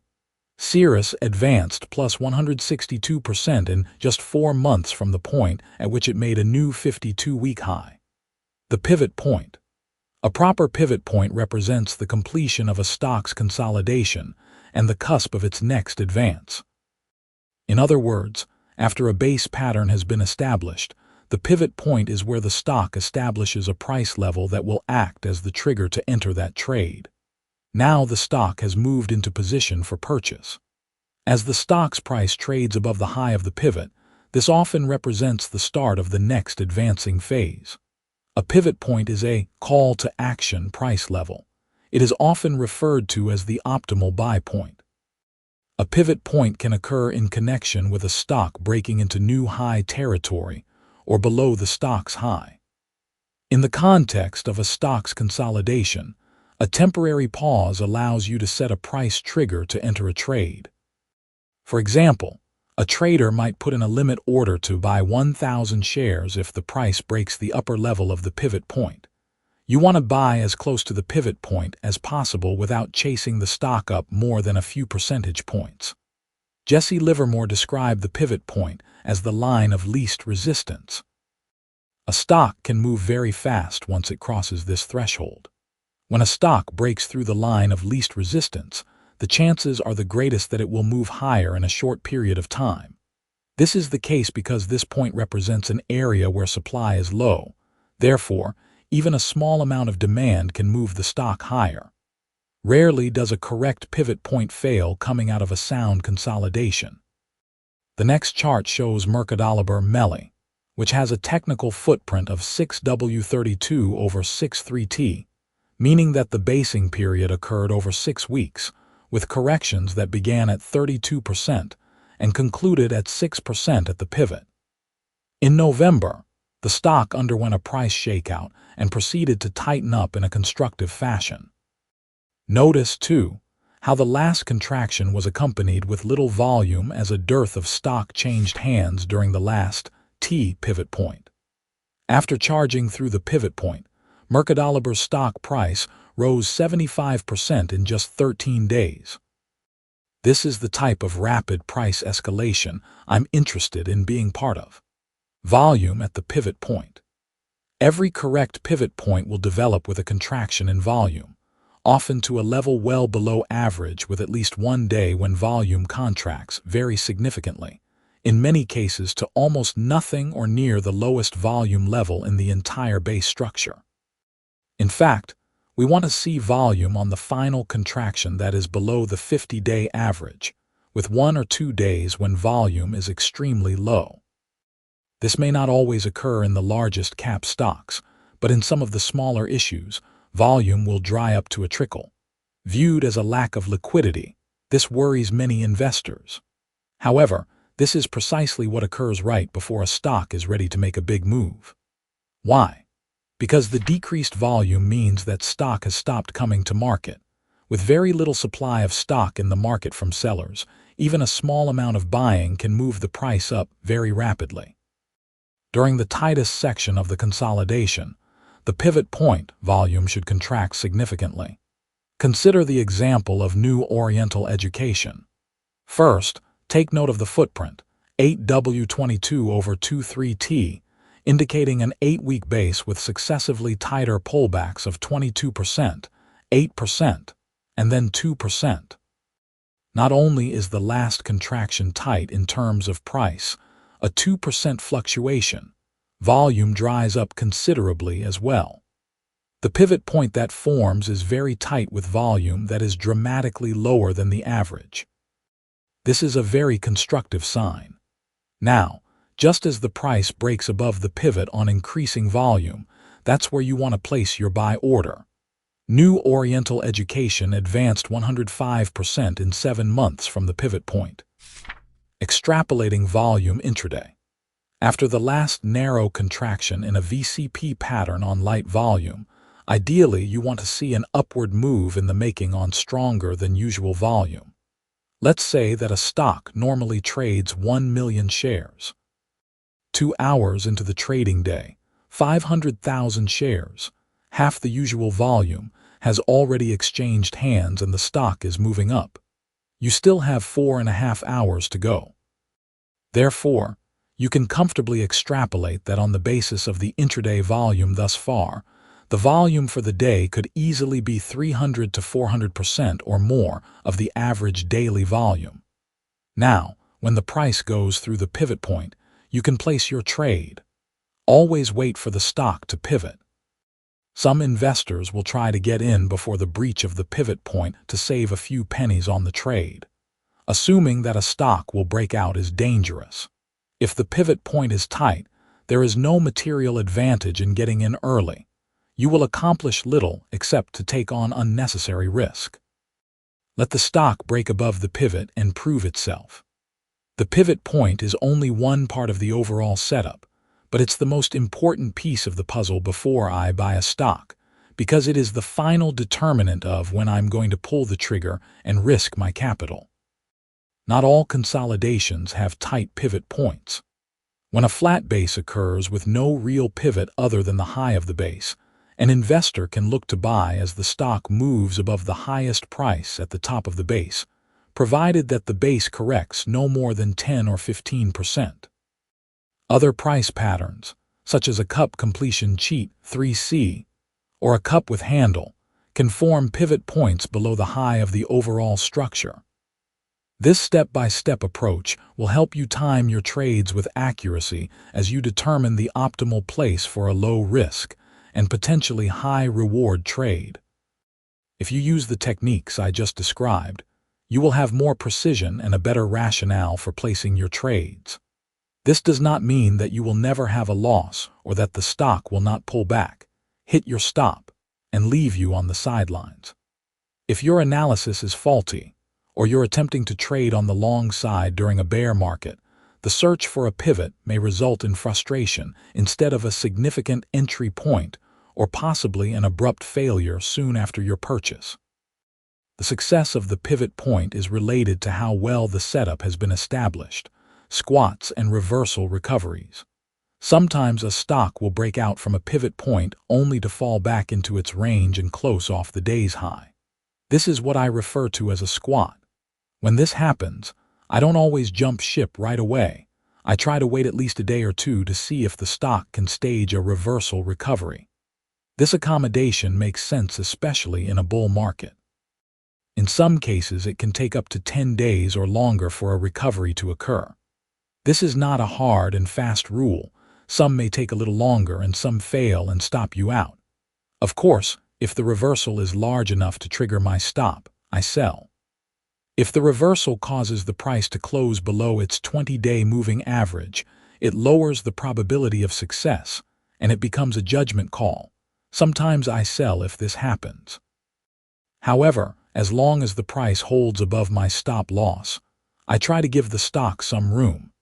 If the price action tightens and volume subsides, the setup could be improving, and it could be that you've just entered the trade a bit early. That is precisely what happened with Afimex, Inc. I bought the stock on August 20, 2012. It closed off the day's high and even pulled in a bit the very next day. Over the course of the next few days, the price action tightened up and volume contracted. I stayed with the stock and held to my original stop. 10 days after my purchase, the price recovered into new high ground and I added to my position. Afimex, Inc., then advanced 61% in 42 days. How do you know a breakout has failed? Once a stock breaks out of its pivot area, watch for signs of failure. A failed breakout can quickly lead to a base failure. Once the stock successfully breaks out, the stock price should hold its 20-day moving average and in most cases should not close below it. The pattern should not get wider, meaning up and down movements. Up is good, but wild swings back and forth are not. Although the price may pull back or even squat, don't automatically conclude that the trade is going to fail.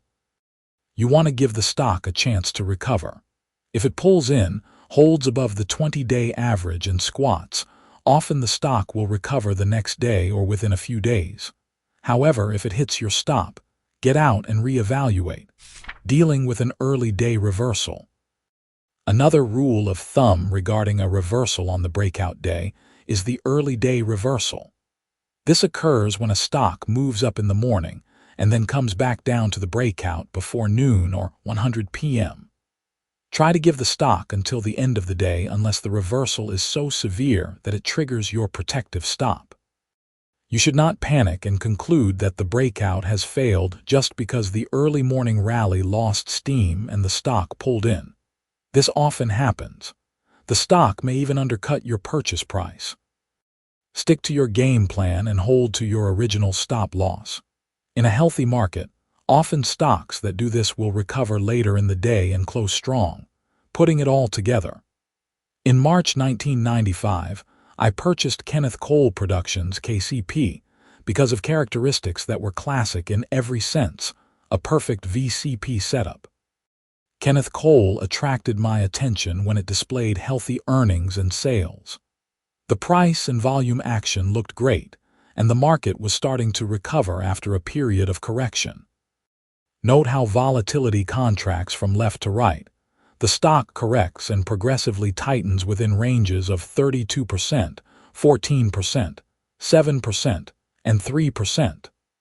The VCP leads right to an entry point and a successful breakout. This provides an excellent example of constructive volatility contraction. The stock emerged and advanced more than 100% in just 8 months. Watch list organization. An important element for success is how well you can organize your thoughts and analysis.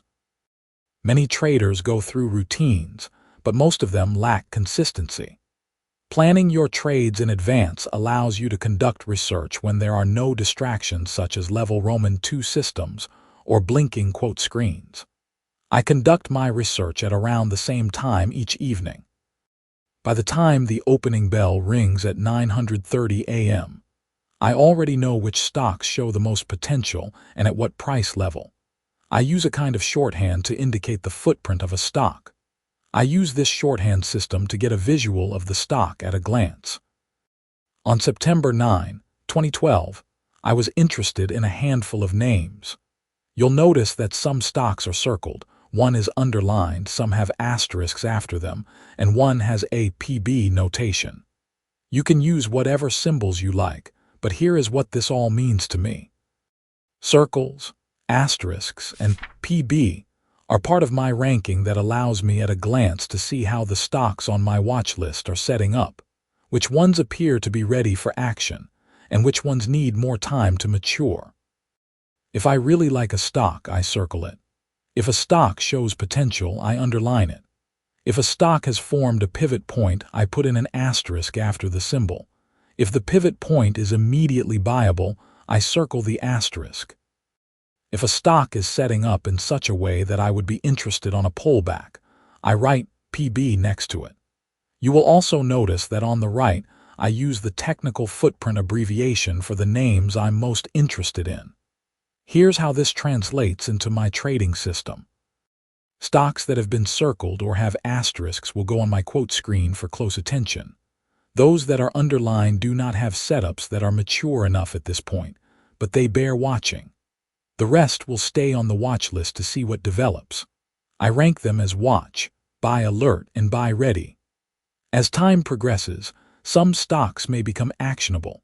Some on the watch list will move up from watch to buy alert and then to buy ready, and some will fall off entirely. Once I have my list of stocks, I can watch how they trade intraday. When a stock hits my predetermined price as it moves through its pivot point, I put on the position, the natural reaction and tennis ball action. In the 1980s, I became intrigued by the methods of the late William M. B. Berger, a fifth-generation money manager and founder of the Berger Funds. Bill Berger was a great money manager. His Berger Fund had a very impressive track record and consistently included some of the market's most dynamic leaders. Bill had a saying about price pullbacks that has stuck with me for decades. He said that price reactions and pullbacks allow you to determine whether your stock is a tennis ball or an egg. He wanted to own tennis balls. This has turned out to be a golden nugget that I am now passing on to you. Once a stock has penetrated a proper pivot point emerging from a constructive price consolidation, it's time to watch the stock to see how it acts. This will tell you whether to continue holding it. The stock price will experience short-term pullbacks as it makes its way higher. If the stock is healthy and under accumulation, the pullbacks will be brief and will be met with support that pushes the stock to new highs within just days, bouncing back like a tennis ball. This is how you determine whether the stock is experiencing a natural reaction or abnormal activity that should raise concern. Netflix illustrates a successful breakout coming out of a 27W27 over 7.3T VCP setup. You can see the pullbacks are 5 and 7 days, respectively, and the stock subsequently moves right back into new high ground. Volume expanded dramatically on the initial breakout and on the subsequent rally after the first normal reaction. Often, a stock will emerge through a pivot point and then pull back to or slightly below that initial breakout point. This is normal as long as the stock recovers fairly quickly within a number of days or perhaps within 1 to 2 weeks. Volume should contract during the pullback and then expand as the stock moves back into new highs. There should not be much volatility during the initial rally phase and during the first 1 or 2 normal reactions. Minor reactions or pullbacks in price are natural and are bound to occur as the advance runs its course. The best stocks rebound quickly. This is how you know you're on to something worth holding. Once you have bought a stock emerging from a VCP, look for the following signs. At the beginning of the move, volume should expand over a number of days. Prices generally should move upward for a few days with little resistance. A normal reaction will occur. Volume should decrease compared with the volumes observed during the initial trend, and the price may move against the trend somewhat. Within a few days or perhaps a week or 2 of the normal reaction, volume should increase again, and the price trend should be resumed. Saucer with platform. In the 1960s, William L. Giler wrote a book titled How Charts Can Help You in the Stock Market. In my opinion, Giler's work on chart patterns was way ahead of its time and to this day still has valuable findings. I would put it on the must-read list for anyone interested in using charts to improve his or her performance in the stock market. Giler was the first to highlight the saucer with platform pattern, which later became popularized as the cup with handle pattern.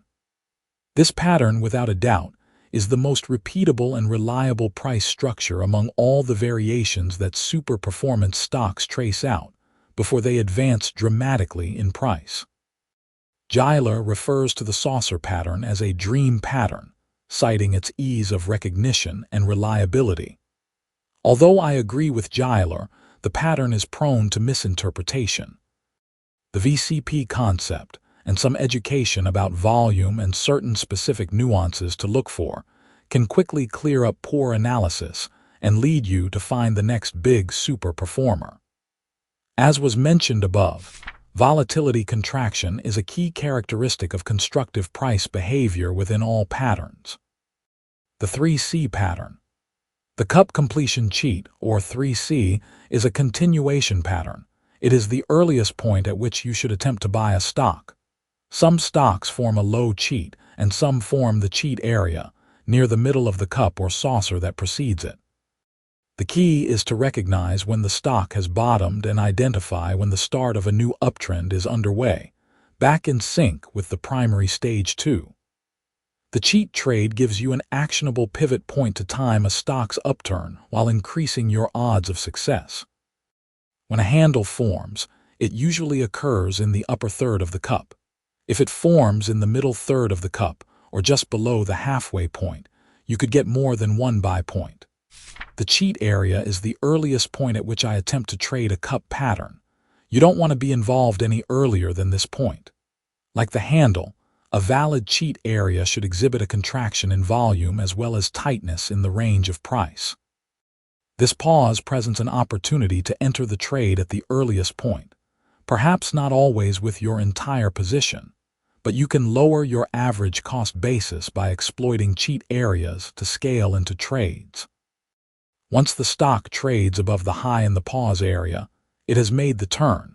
It probably has made its low and will resume the longer-term stage 2 primary trend. The cheat setup has the same qualifications as the classic cup with handle because it's simply the cup portion being completed.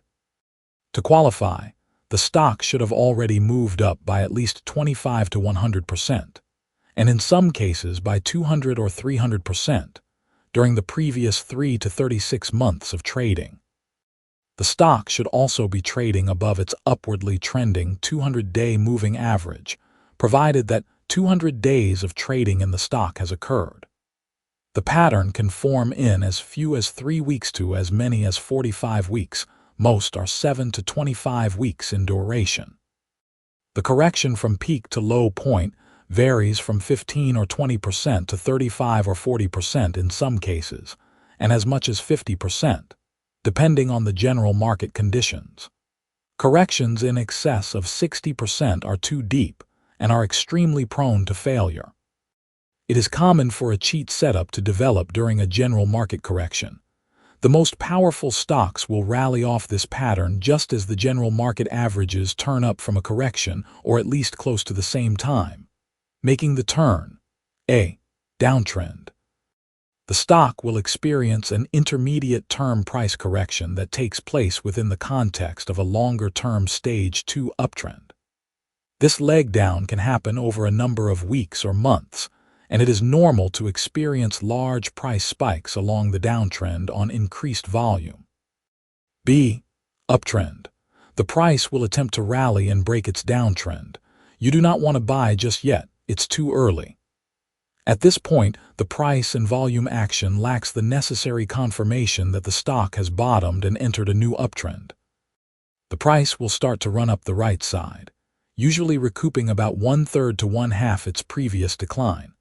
However, overhead supply created during the intermediate downtrend will typically be strong enough to stall the price advance and create a pause or pullback. C. Pause.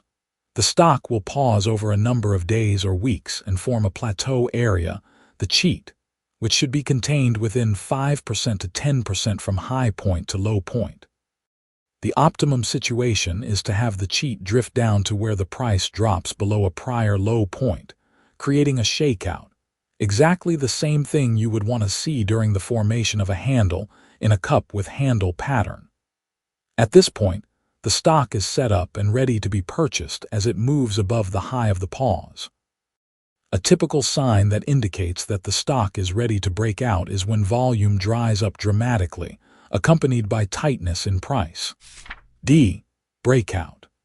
As the stock rallies above the high of the plateau area, you place your buy order. The stock is now deemed to have made the turn, meaning that it probably has made its low, and the intermediate-term trend is now up and back in sync with the longer-term stage 2 primary trend. Why wait for the turn? When a stock has been moving in one direction, a trend line can be drawn by connecting significant highs or lows. The typical rationale is that as long as the stock price doesn't break through the trend line, rising above it during a downtrend, or breaking below it during an uptrend, the trend continues. Then, when the trend line is broken because of a change in direction, a new trend is thought to be in place. Why not just buy when the stock breaks its trend line? doesn't that mean that a new trend has begun? The problem is that although the trend line has been broken, this could be a temporary phenomenon.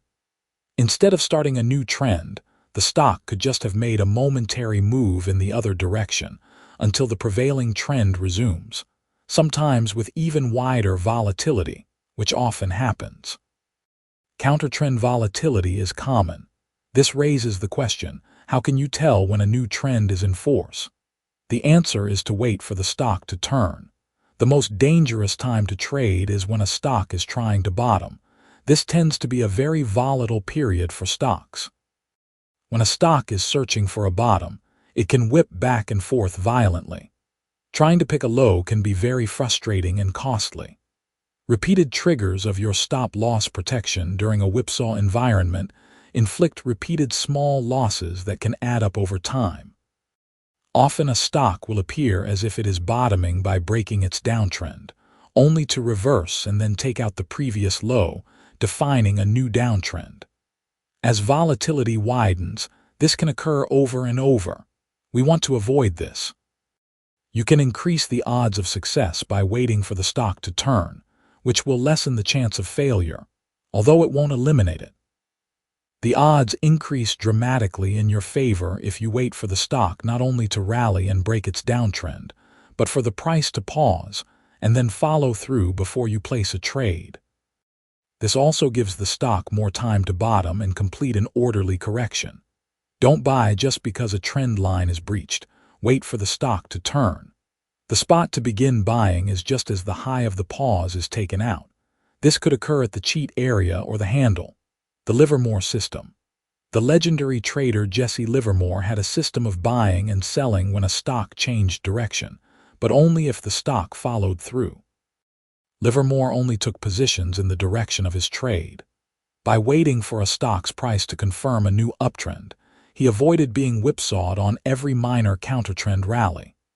Instead, Livermore waited for the trend to be broken and 2 reactionary pullbacks to take place. Then, as the stock traded above the second reaction high, he would enter a trade. This was Livermore's version of the turn. Livermore used this technique to make more money than any other trader ever. The failure reset. The fact that you get stopped out of a stock doesn't necessarily mean the underlying fundamentals are bad or the trade has soured. You may just be the victim of a shakeout. If I am knocked out of a stock, I keep the stock on my radar to see if it resets technically. At times, the subsequent setup is actually better than the first chart pattern, with an even higher probability of success than what triggered my first entry. The fact that it had a shakeout could turn out to be constructive for the stock going forward. This is what I call a failure reset, which comes in 2 forms. A base failure, which requires building a whole new base before it can be purchased again, and a pivot failure, which can reset and recover within a small number of days. Some of my biggest winners were stocks that stopped me out and then reset. Of course, not all failed setups will reset. In October 2010, Melli emerged into new high ground, coming out of a primary base, the first buyable base after an IPO. 9 days later, the stock was down 15%, enough to stop out most traders. However, if you kept this name on your watch list, you would have watched it reset in December 2010, and you could have made a very nice profit as I did. Don't discard a stock just because it stops you out. If the fundamentals remain intact, stay on the lookout for a failure reset. The failure pivot reset.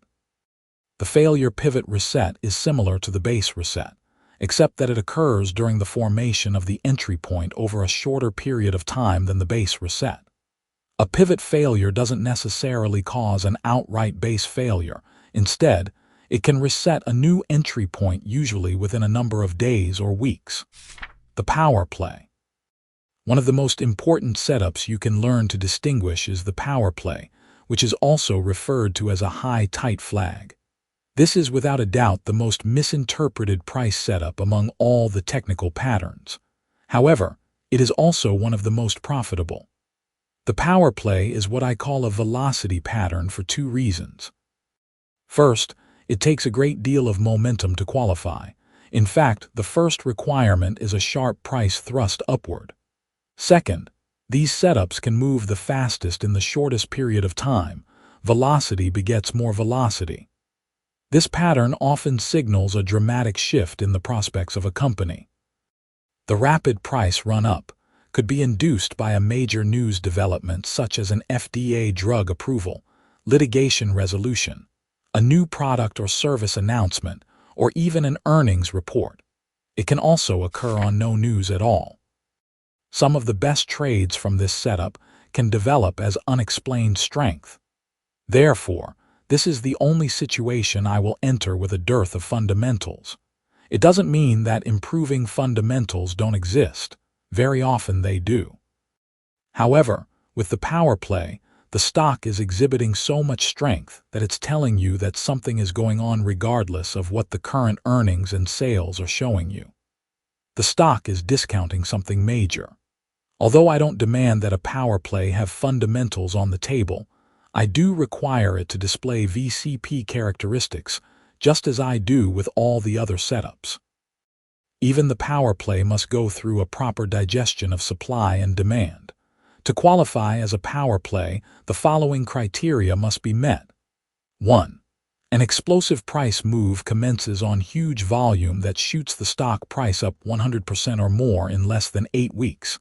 This generally occurs after a period of relative dormancy. 2. The stock price then moves sideways in a relatively tight range, not correcting more than 20 to 25% over a period of 3 to 6 weeks. Some can emerge after only 12 days. 3. There is very tight price action that doesn't correct the stock more than 10%, or the stock must display VCP characteristics. Fundamentally sound versus price ready. The fact that a company has met all of your fundamental criteria does not mean that you should necessarily run out and buy it right away. Even if your fundamental analysis of the company is spot on to make big money, your analysis of investor perception also needs to be accurate and timed correctly. Often, a company will deliver 1 or 2 great quarterly earnings reports while the stock is still in a correction or consolidation.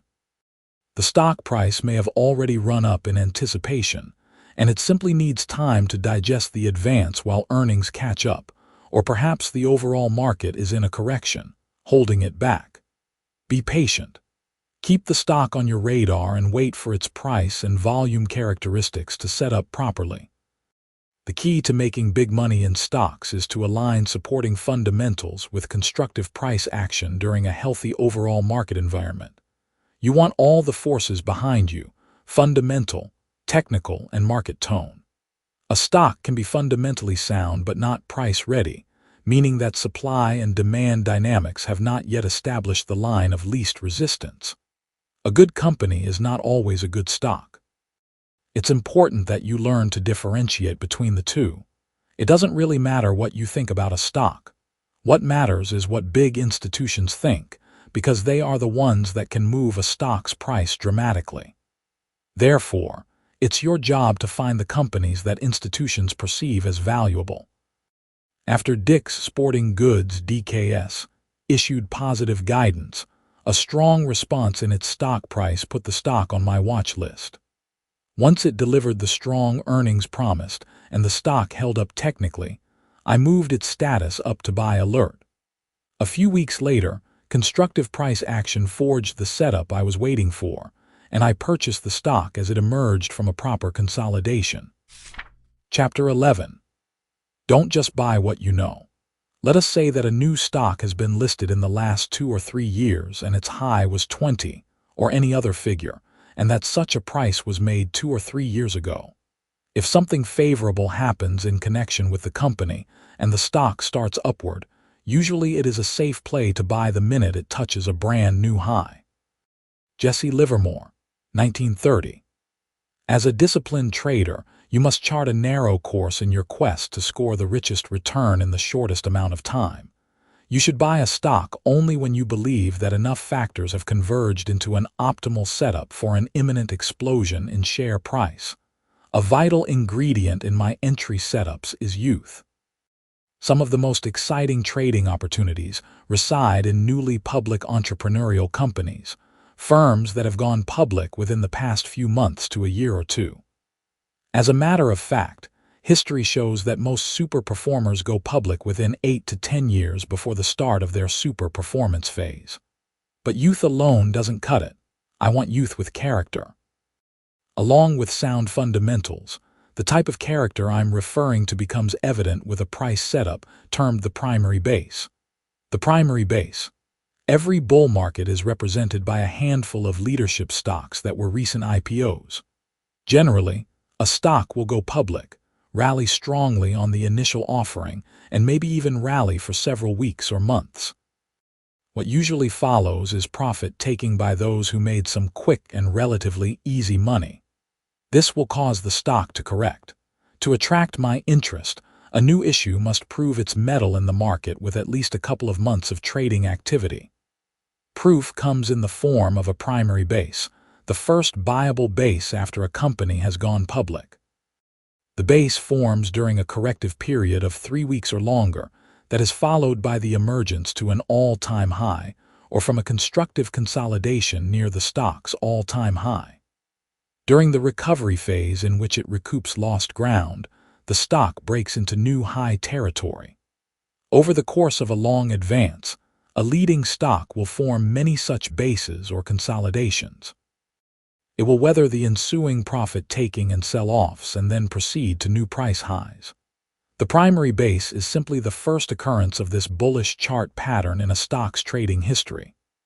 Stocks that began phenomenal advances from primary bases include Yahoo, eBay, Google, Starbucks, Reebok, Microsoft, and Intel, as well as Amazon.com and Research in Motion, to name a few.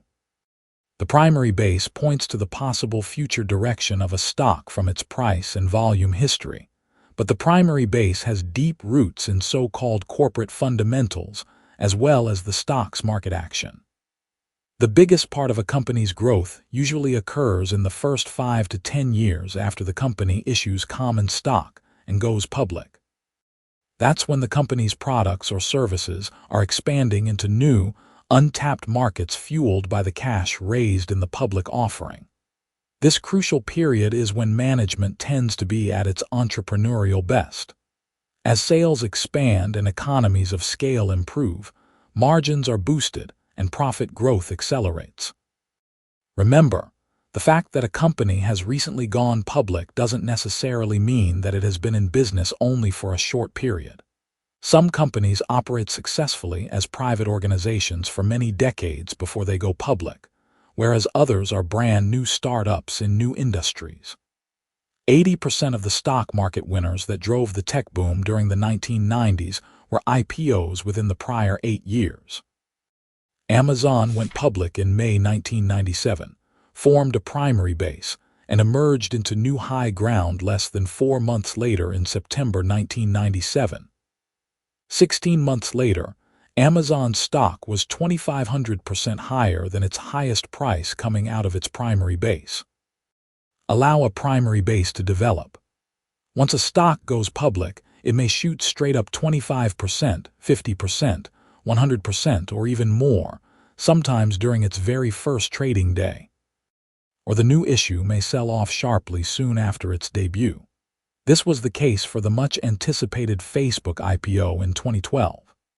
On its first day of public trading, Facebook's stock traded as high as $45 a share, but by the end of the day's session, the stock closed at $38.23. 12 days later, it was trading 43% off its high at $25.52. Facebook never set up properly and then corrected excessively, rendering it unbuyable. Before I buy a recent new issue, a stock must have a minimum trading history, a primary base. Some IPOs can take up to a year or more to form a proper base. In most cases, you should insist that the stock put in a base of at least 3 to 5 weeks and not correct more than 25 to 35% to be reliable. Corrections that last longer, usually around 1 year, sometimes result in a decline of as much as 50%, yet the setup can still be sound. Shorter 3-week consolidations should not correct more than 25%. Let's say you spot a promising new issue. The company has an exciting new product or service. Sales growth and earnings growth are accelerating. Now you must wait for the market to confirm your fundamental belief. Your opinion about a company is worthless unless it is verified by the price action of the stock. As the technical pioneer Jesse Livermore wrote, apply strict attention to the action of the market itself. Markets are never wrong, opinions often are. That confirmation will display itself in the stock's successful emergence to new high ground from its first viable consolidation, the primary base. A primary base few would consider. In 1997, I couldn't get anyone to even consider, let alone buy, Yahoo. However, after the stock went up tenfold in 1999, I couldn't get the same people to sell the stock after they bought late, and the story had become obvious to everyone. Suddenly, everyone had to own Yahoo. America Online, Qualcomm, Nokia, Oracle, and a host of other names that a year or two earlier had fallen on deaf ears. When the timing was perfect, no one wanted to hear about them because the names weren't familiar and they were trading at what looked like high multiples. Many of these stocks were emerging when the market had just suffered a bear market decline, and the world was focused on the Asian crisis. In July 1997, I bought Yahoo. The stock emerged from a primary base and rocketed 7,800% in 29 months. Yahoo emerged as a market leader in a relatively new industry group called Internet providers. Rambus offered multiple buy points. California-based Rambus Inc. invented a new design that allowed computer memory chips to speed the flow of instructions to microprocessors. The technology got a powerful boost from the chip titan Intel, which needed faster memory chips to keep up with the increasing speeds of microprocessors. Rambus went public on May 14, 1997. The stock made a huge advance the day of the IPO, closing strong. The price then traded sideways for about 5 weeks. Rambus broke to a new high emerging from a primary base on June 16, 1997. The stock blasted off over the next 4 days. It peaked on June 19. Before settling into a second sideways consolidation, which lasted about 6 weeks. On July 29, the stock cleared another new high, emerging from a second stage base point D, which set the stage for another powerful run that sent the price up dramatically once again. Rambus is a classic example of a primary base that provided a stellar investment opportunity for a watchful investor as well as several trading opportunities. Body Central Corp. In December 2011, while Christmas shopping in a mall, I spotted the retailer Body Central, Body Nasdaq. The trendy store caught my attention as a cookie-cutter retailing model. Upon further investigation, I learned it had a solid internet business as well. Most important, it was delivering the goods. The company reported huge earnings increases in the most recent quarters. Even more interesting was the fact that the stock had gone public only a couple of months earlier. To me, this smelled like opportunity. When I looked at a chart of the stock's price action, I immediately got excited. The stock was setting up perfectly in a primary base. I watched it for a couple of weeks, and on January 5, 2011, the stock started moving up on good volume. The price consolidation was sound. The earnings were strong. The company was relatively small with a scalable business, and management seemed to be doing the right things, and so I took my position.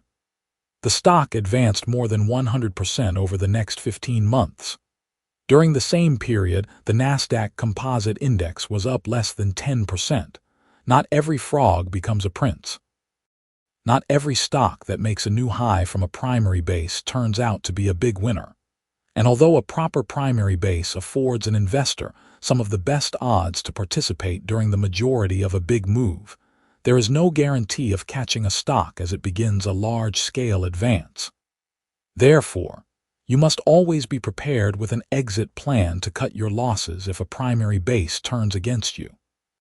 In January 2006, I bought shares of iRobot as the stock was emerging from a primary base. Shortly after that purchase, the stock came off, couldn't rally, and then began to sell off even more.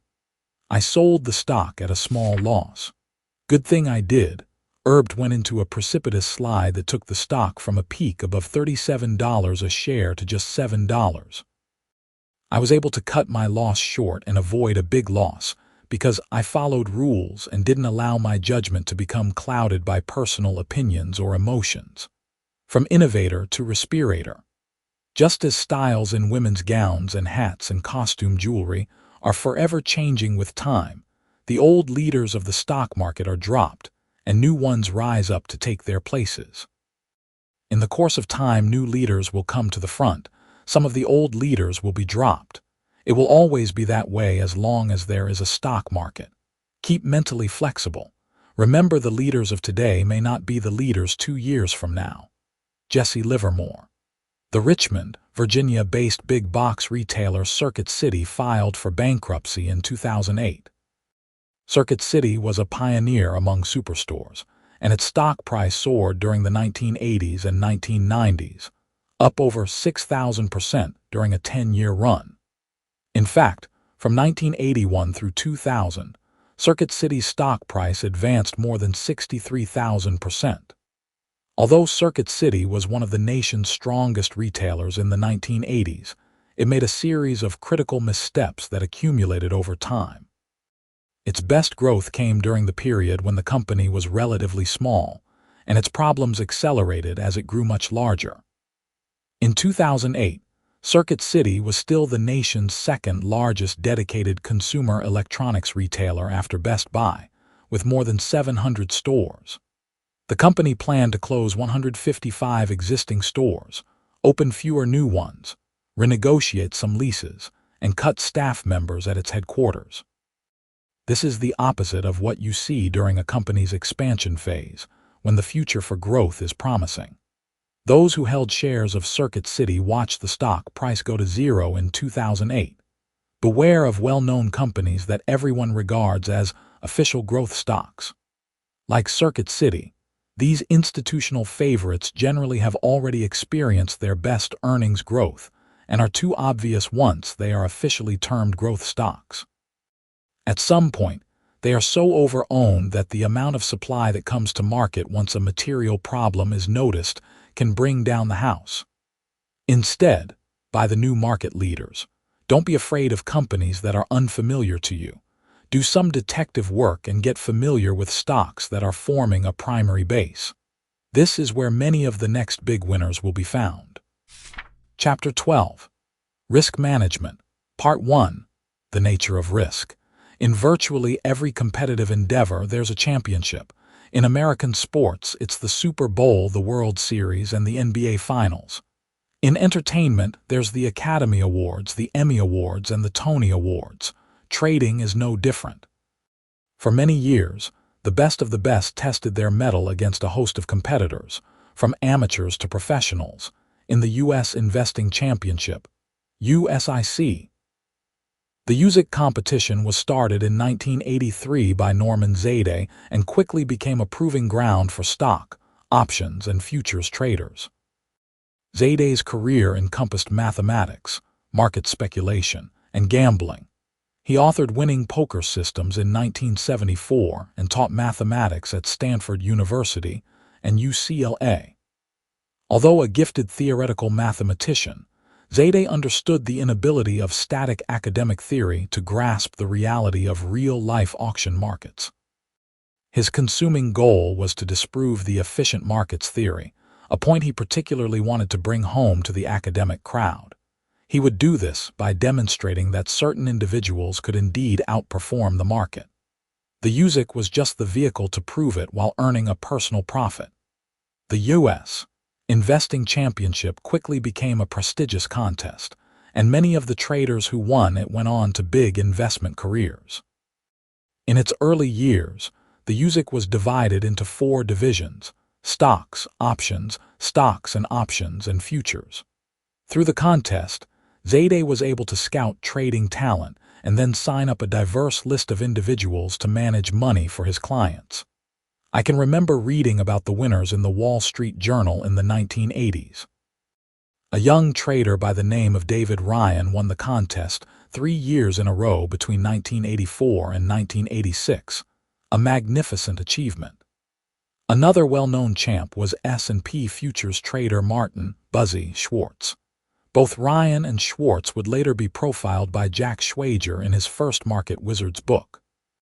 To me, it was clear that to win the USIC and join the ranks of these champions was to join an elite circle.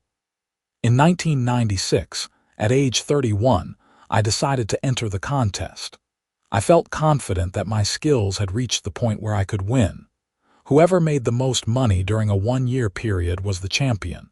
Pretty simple. The account size required for entry was $25,000. I posted the $25,000 and traded in my usual style, aggressively with super tight risk control. Each day, I combed my watch list to determine the best possible moment for executing a trade.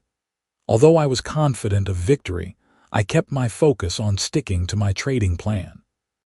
My goal, as always, was to make as much money as possible, but only by executing the best trades at the optimal time, never by taking impulsive actions that deviated from my trading regime. At the end of the first quarter, I was up 49.72% and had run the $25,000 account up to $37,430. Quarterly results were not being published publicly at the time, and so I had no idea how well my performance stacked up against those of the other traders. By the end of the second quarter, I really hit my stride. My account was up an additional 93.75%, bringing my total return for the first 6 months to plus 190.08%. My contest trading account was at $72,521, and I had the feeling I was pretty well positioned in the field of competitors. Shortly after that day, I got an unexpected phone call from one of the contest coordinators. He told me that the championship was being suspended because of an inquiry by the Securities and Exchange Commission about an advertisement issue relating to previously published performance results. I couldn't believe it. I had finally decided to enter the USIC and the SEC was closing it down. "Can you at least tell me where I stand, what place I'm in?" I asked. If nothing else, I would have the satisfaction of knowing how I ranked among the other competitors. "Mark, you're way in the lead by more than 100%, he told me. I thanked him for the opportunity and hung up the phone very disappointed. Here I was, way out in front so that it would be very difficult for anyone to catch me, and now the contest was closed, probably forever. But as with a bad trade, when disappointment comes, you deal with it and move on. Later that year, I received another call from the contest organizer, who explained that the issues with the SEC had been resolved and the contest was back on. The competition would resume on January 1, 1997. However, the results of 1996 would not carry over. It was a new contest. If I wanted to enter, I had to start all over again. My 190% performance in the first 6 months would be for my own edification alone. It wasn't official, and although it might make a nice story, nobody would ever see it or care. New rules were set for the 1997 championship. 2 divisions, one designed for personal trading accounts ranging from $200,000 to $999,000, and one for combined managed accounts of $1 million and higher, with no restrictions on what could be traded in either division. The contestants were free to trade in stocks, options, futures, or any mixture. Although this seemed incredibly unfair, a pure stock guy like me going up against options and futures traders who could use massive leverage, I decided to enter the first division, putting up $250,000 of my own money. In the first quarter, I was up just a little over 8%. That was not nearly enough to qualify for the top spot, but it was the final tally I was concerned with. This time, the contest results were published quarterly in Investors Business Daily and Barron's. Quarter by quarter, the world could track the performance of the top competitors. During the first 2 quarters, I was in the top 20, but there were opponents who were far ahead of me. I knew that I must not let being behind affect my trading or cloud my judgment. I had to play the game my way, which meant taking only the best trades according to my criteria and exercising tight control over each execution. There was real money on the line, and so doing something stupid and risky just to win the contest was not an option. I made a commitment to stay with my game plan through the entire year, knowing it was sound. By the 3rd quarter, things had changed quite a bit. I was now neck and neck with my closest competitor, separated by a mere 1/10 of a percentage point. I was in first place, up 110.10%, and the trader in second place stood at an even plus 110.00%. Then, in the 4th quarter, the market corrected. It was a very tough trading environment. The Dow peaked in October and corrected 10%. This was just the scenario I had hoped for. I knew that during a difficult period not only would my discipline avert giving back my profits, I could actually make money trading. This was something that I felt confident few could achieve. Over the next several months, I traded fiercely and pulled away from the pack. My final tally was a total return of 155%, almost double that of the nearest competitor. I was grateful to be named the 1997 U.S. Investing Champion by Money Manager Verified Ratings. The point of this story is simple.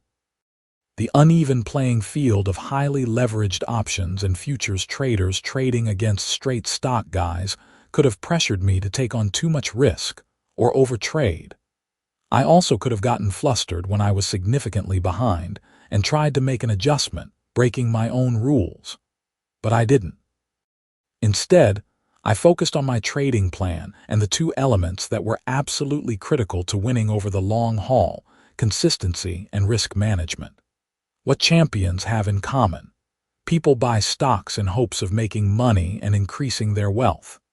They dream of the great returns that their carefully chosen investments will yield in the future.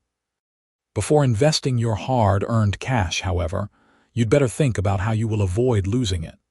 If there's one thing I've learned over the years, it's that risk management is the most important building block for achieving consistent success in the stock market. Notice that I said consistent. Anyone can have short-term success by being in the right place at the right time, but consistency is what differentiates the pros from the amateurs, the timeless legends from the one-hit wonders. I once bowled a 259 during my very first year playing in a Wednesday night league. It was a bizarre aberration. My average was only 129, and I would never break 200 again.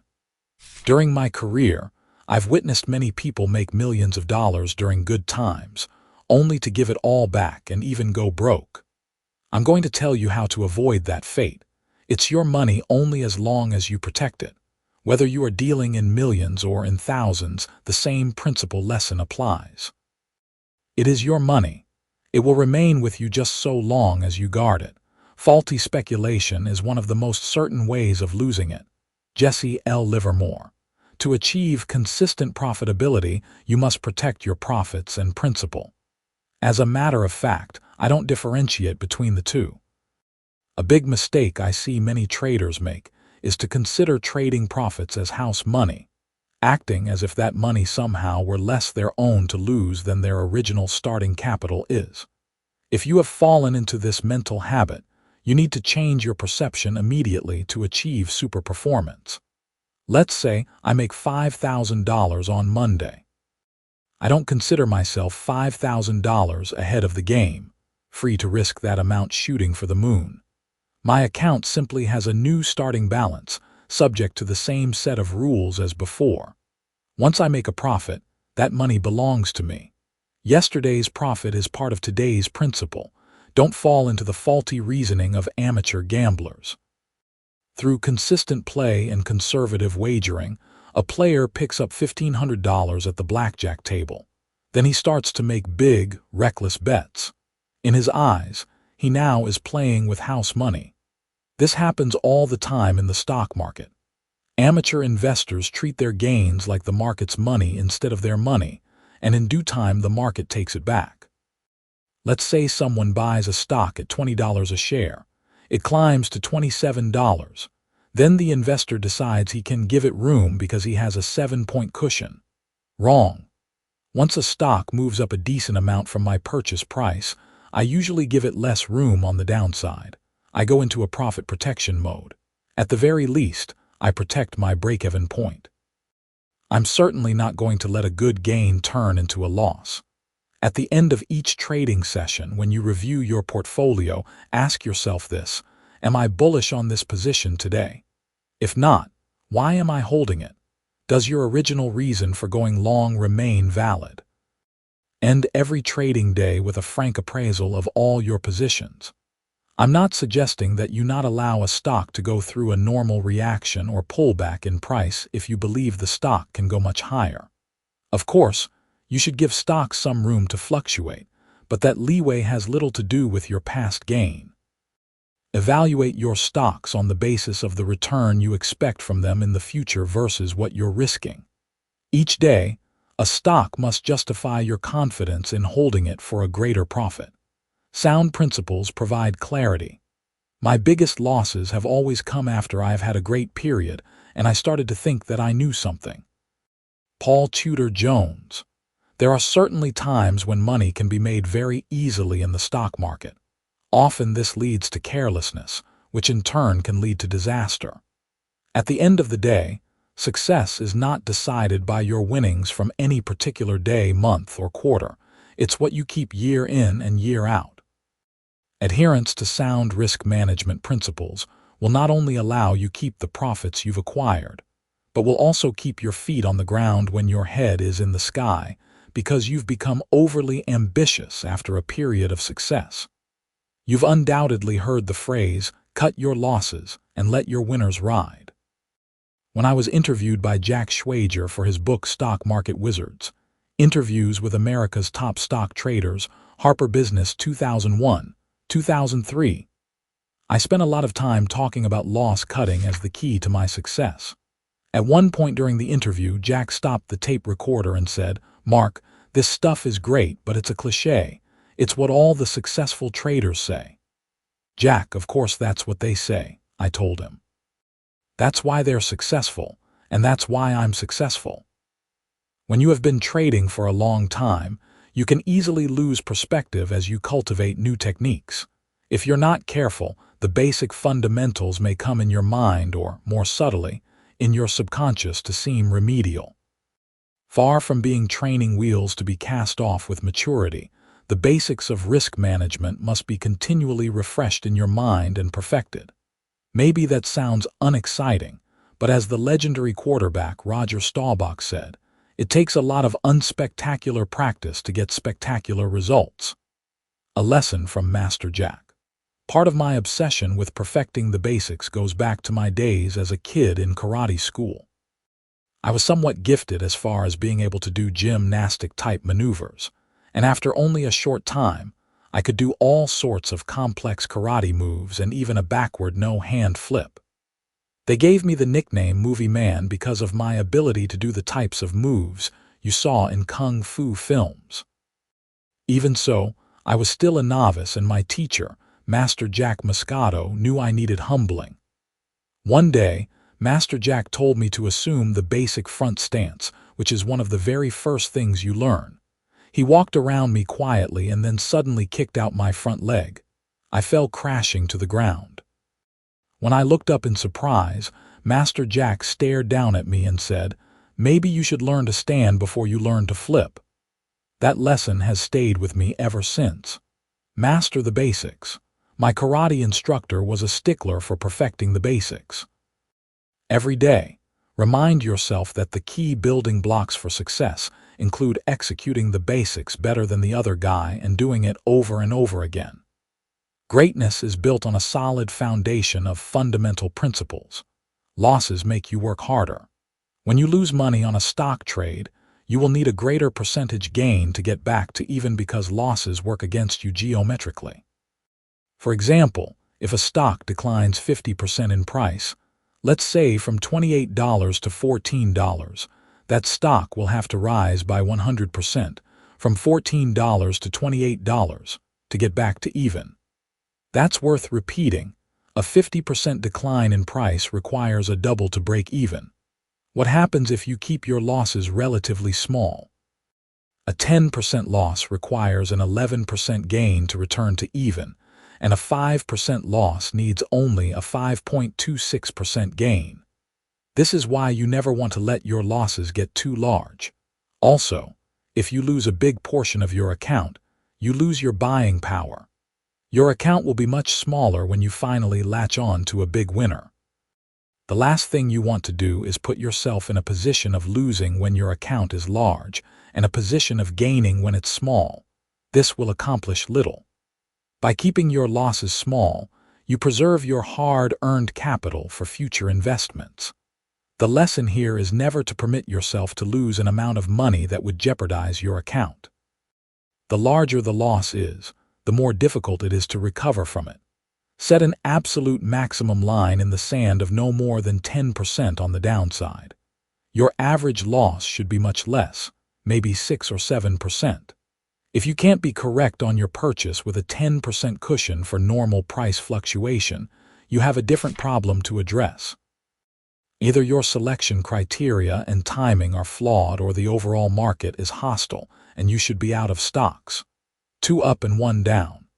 If I guaranteed you a 3-year compounded return consisting of 2 50% up years and 1 50% down year, that may sound like a pretty good deal, but think again. Regardless of the order, you would have a 3-year total return of 12.5%, or about 4% per year. That's not exactly the type of return you hope for when investing in stocks, especially taking into consideration all the risks you have to take. Actually, there's no good 2 up, 1 down deal. About the best you can hope for is 2 30% gains and 1 30% loss, which results in a return of about 5.75% per year, still not very impressive. This demonstrates how losses work geometrically against you. To achieve big results, your gains must eclipse your losses on a risk/reward basis, period. Convincing myself, the loss adjustment exercise. The definition of a great investor is someone who starts by understanding the downside. Sam Zell. Early in my career, I did not understand the dramatic effect of losses and the importance of cutting them short. Like most traders, I had periods of success followed by some fairly drastic drawdowns because of a few trades gone wrong. I thought loss cutting sounded logical and tried to apply it to my trading, but every now and then I would break the rule, hoping that things would turn around, sometimes holding on to my favorite position for dear life. It got to the point where I was confused, and so I decided to test the effects of cutting my losses on all my trades. I decided to adjust all of my past losses to an arbitrary level of 10% to see what the effect of capping the downside would be. This included adjusting the losses that were smaller up to 10%, as well as adjusting the ones that were larger down. As I said, occasionally I would hold on to a stock that had fallen, and from time to time I would take 20% and even 30% losses. When I adjusted those losses and capped them at 10%, the effect on my performance was amazing. Capping the losses would have knocked me out of a few of my winners. However, this consequence was overwhelmed by the loss-cutting effect. The hypothetical improvement in the overall portfolio performance seemed too dramatic to be believed. I rechecked the math 2 or 3 times, and the numbers were correct. Instead of having a double-digit percentage loss in my portfolio, I would have had a gain of more than 70%. Is it possible that such a small alteration could have such a dramatic impact on performance? Absolutely. This revelation was a pivotal point in my trading. I was convinced that risk management was the key to success. From that point on, I grew very risk-adverse, and my results improved dramatically. I religiously cut my losses and as a result attained a whole new level of performance. I call this the loss adjustment exercise. Try it, It's an eye-opener. Back in the 1980s, my trading account's distribution of gains and losses looked like this. Gains: 6, 8, 10, 12, 15, 17, 18, 20, 28, 50%. 18.40% average gain. Losses: 7, 8, 10, 12, 13, 15, 19, 20, 25. 30%, 15.90% average loss. Compounded return: 12.05%. Adjust losses to 10%, including the ones that are smaller up to 10%. Compounded return, plus 79.89%. Note: the order in which the trades are compounded doesn't matter. The result is the same. Accepting the market's judgments. Nothing can drag you down if you're not holding on to it. Tony Robbins. The stock market offers tremendous potential rewards and opportunities for virtually anyone. As a disciplined investor, you have good reason to be optimistic about your chances for success. But the stock market can strike without notice, transforming your lofty dreams into a financial nightmare. A lesson learned by the tens of millions of investors who suffered huge losses during the bear market that began in March 2000, and those who attempted to ride out the storm in the bear market of 2007 to 2008. Whether you're investing in blue-chip stocks or trading pork bellies, any seasoned pro will tell you that there is no room for ego. The market can and will break anyone who ignores the risks and dangers. With each bear market, a new group of investors learn this lesson the hard way. The first discipline you need to learn to be a successful stock trader is simple to comprehend mentally, but for the majority of traders, it's the most difficult to perform regularly. The best way to stay clear of the market's wrath is to accept its judgment, knowing when you're wrong. Good trading is a peculiar balance between the conviction to follow your ideas and the flexibility to recognize when you have made a mistake. Michael Steinhardt. I've been asked, how do you know when you're wrong? My answer is always, the stock goes down. It's that simple. As a matter of fact, I will often sell a stock if it doesn't go up shortly after I buy it. Even though it has not gone down, if the stock doesn't do what I expected it to do, that's reason enough to step aside and reevaluate. When a stock you have bought falls below your purchase price, it is telling you have made an error, at a minimum in timing. Make no mistake, whether you're a short-term trader or a long-term investor, timing is everything. Just as much money is lost on great companies bought at the wrong time as on investments that were poor choices in the first place.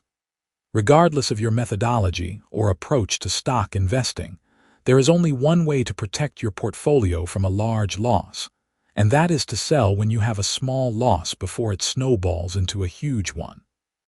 In 3 decades of trading, I have not found a better way.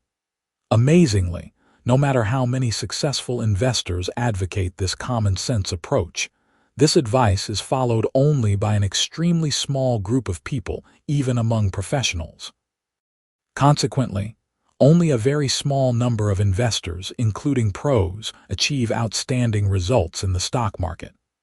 Without a doubt, the hardest discipline for investors to follow consistently is to cut their losses short, because it involves admitting that one's original purchase was a mistake, and no one likes to be wrong. Avoid the big errors. What vulnerabilities do we have, and what can we do to minimize them, to get around them, to survive them, and give ourselves a better chance to win? Bobby Knight.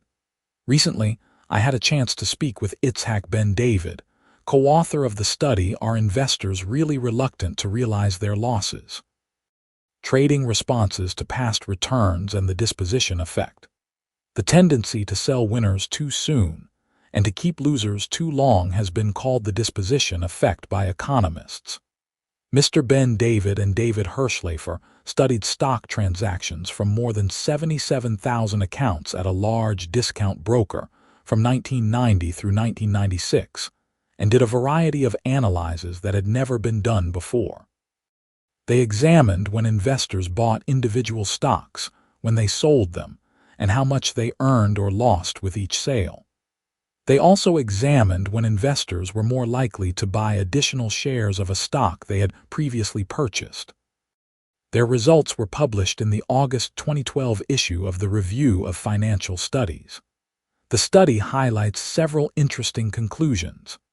Investors are more likely to allow a stock to reach a large loss than they are to allow a stock to attain a large gain. They hold losers too long and sell winners too quickly. The probability of buying additional shares is greater for shares that have lost value than it is for shares that have gained value. Investors may readily double down on their bets when stocks decline in value. Investors are more likely to take a small gain than a small loss. Most investors are simply too slow in closing out losing positions. As a result, they hold on until they can't take the pain anymore, and that eats up precious capital and valuable time. To be successful, you must keep in mind that the only way you can continue to operate is to protect your account from a major setback or, worse, devastation. Avoiding large losses is the single most important factor for winning big as a speculator. You can't control how much a stock rises, but in most cases, whether you take a small loss or a big loss is entirely your choice. There is one thing I can guarantee. If you can't learn to accept small losses, sooner or later you will take big losses. It's inevitable. To master the craft of speculation, you must face your destructive capacity. Once you understand and acknowledge this capacity, you can control your destiny and achieve consistency. You should focus a significant amount of time and effort on learning how to lose the smallest amount possible when you're wrong. You must learn to avoid the big errors. Don't become an involuntary investor. Because investors hate to admit mistakes, they rationalize. They fluctuate from being traders when they're right, getting in and out of profitable stock positions in the short term, to becoming investors when they are wrong. When their trades move against them and start to rack up losses, all of a sudden they decide to hold on for the long term. They become what Jesse Livermore called an involuntary investor, a person who harvests a bitter crop of small profits and large losses, the exact opposite of what you want to achieve. Every major correction begins as a minor reaction. You can't tell when a 10% decline is the beginning of a 50% decline until after the fact, when it's too late. No one can know for sure that a stock will decline only a certain amount and then move higher. If you had known that your stock was going to drop 15% or 20%, would you have bought it in the first place? Of course not. The fact that the stock is below your purchase price means you made a mistake in timing, which happens 50 to 60% of the time on average. The best traders may pick winning stocks about 60 or 70% of the time in a healthy market, which means 30 to 40% of their stock picks lose money. In fact, you can be correct on only 50% of your stock selections and still enjoy huge success, but only if you keep your losses in check. You can make money by picking winning stocks only one time out of 2 or even 3 trades, but only if you sell your losers before they inflict an insurmountable toll on your account. Every dollar saved is a dollar earned, and every dollar saved is more money that can be compounded when you latch on to your next big winner. Don't become an involuntary investor. How low can it go? It would be simple to run down the list of hundreds of stocks which, in my time, have been considered gilt-edge investments and which today are worth little or nothing. Thus, great investments tumble, and with them, the fortunes of so-called conservative investors in the continuous distribution of wealth. Jesse Livermore. Some investors feel they don't need to trade with a stop-loss because they buy only quality stocks. There's no such thing as a safe stock. Many conservative investors have gone broke owning and holding on to so-called blue-chip companies for a long-term investment with the philosophy that patience is prudence by way of quality. If this is your strategy, I'm afraid you will eventually be in for an unpleasant surprise. This is simply a lazy person's strategy, or lack of strategy. I can't tell you how many times I've heard, they're not going to go out of business because it's Coke or Apple or some other well-known name. Maybe they won't go out of business and maybe they will. Or maybe the stock will correct 70% or more and take a decade to recover. Coke topped in 1973, declined 70% from its high, and then took 11 years to get back to even. Sure, investors received a dividend of a few percent per year, but that doesn't even beat inflation, and they were still sitting with a big fat loss. In 1998, Coca-Cola topped again. The stock declined for 5 years and took an almost 50% haircut. Vast numbers of high-quality companies had periods when their stock prices were decimated. After topping out in 1973, shares in Eastman Kodak took 14 years to break even, just in time for the crash of 1987, which tanked the stock again. And then it took another 8 years to reach its 1973 high. Xerox also topped in 1973, and it took 24 years to break even. During that period, the S&P 500 advanced more than 500%. In the 1960s, Avon products became so popular that the stock price ran up way ahead of its earnings, resulting in a price advance that took the stock from $3 in 1958 to $140 per share in 1972. Then the stock topped out and plunged from $140 to $19, an 86% drop in only 1 year. 14 years later, the stock was still at $19 a share. In the 32-month period from December 1999 through February 2002, McDonald's fell 72%. In August 2000, AT&T began a slide that took its shares down 80% in less than 4 years. Starting in April 2000, Cisco Systems plunged 90% in 30 months. In 2000, institutional favorite Lucent Technologies topped and fell 99% in 35 months. No stock can be held forever. Few stocks can be held unattended for even a few months without risk. Good companies can be terrible stock investments if they are bought at the wrong time. Many so-called investment-grade companies today will face new challenges, deteriorating business conditions, or regulatory changes that can materially affect their future earnings potential.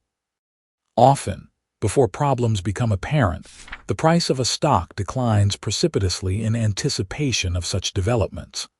But management said everything is great, right? When fundamental problems arise in a public company, management is probably your worst source of information.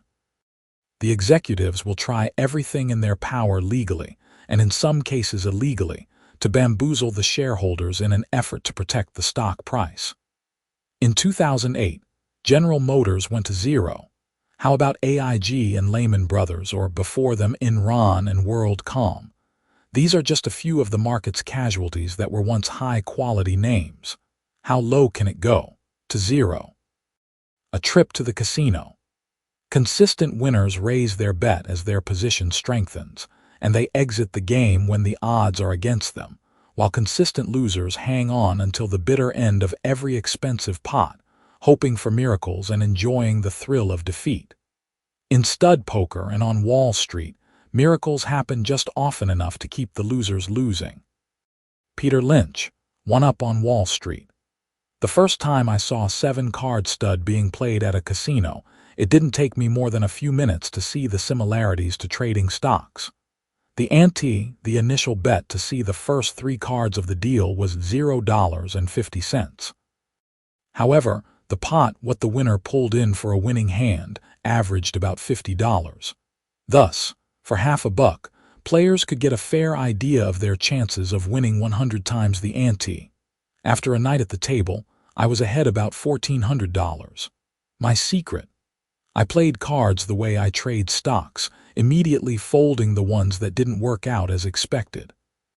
If I didn't receive a decent playable hand on the deal, I didn't continue betting against the other players. I tossed in my cards and accepted the small loss of $0.50 as the cost of doing business. I knew that when I had a winning hand, I could make back the amount of my loss many times over. I probably folded 30 hands in a row at times, which at $0.50 an ante meant a $15 loss. but the average winning pot was $50. If I folded 50 times and won only once, I would still win twice as much as I lost. Why didn't the other players fold when I played a hand after realizing that I went forward only when I had solid cards? Ego. Big ego equals small discipline. Undisciplined players looking for action always show up at the poker tables. The stock market is no different except that most stock market investors are even less disciplined than most poker players. The Achilles heel of most gamblers and speculators is the desire to play every hand, a common human weakness that allows impatience to override good judgment. Folding mediocre cards at the poker table is the same as selling off stocks soon after they fall below your purchase price to protect your account. Losing trades are inevitable. By limiting your losses, you will put yourself way ahead of the majority of investors because most investors lack discipline. The best traders are the ones who recognize mistakes, dispassionately cut their losses, and move on, preserving capital for the next opportunity. 1 in a million. As a trader, which is the better deal, $1,000 guaranteed or $1 million with a 1% chance of losing everything? It's really not an either or answer. Notice the key words as a trader. Now think about something. If you were a lawyer, would you go to trial just once? If you were a surgeon, would you conduct just one operation? As a stock trader, are your decisions based on a one-time event? Of course not. As a stock trader, you probably will make hundreds if not thousands of stock transactions over your lifetime. The answer to the question is that if it's a one-time event, take the million. However, if it involves many trades, say 100 or more transactions, the 1% probability will definitely leave you broke. Hence, take the sure thing, the $1,000. If you're going to become a stock trader, you will be trading for years, maybe even decades. If you regard each trade as just 1 out of a million over time, it becomes much easier to take a small loss and move on to the next trade. If you stay disciplined, apply good judgment, and play the high probability situations, the odds will distribute over time and you will be profitable. In poker and in the stock market, you're playing probabilities, not certainties. That means you cannot be correct all the time. If you make more on your winners than you lose on your losers over time, that's all you need to accomplish to be successful.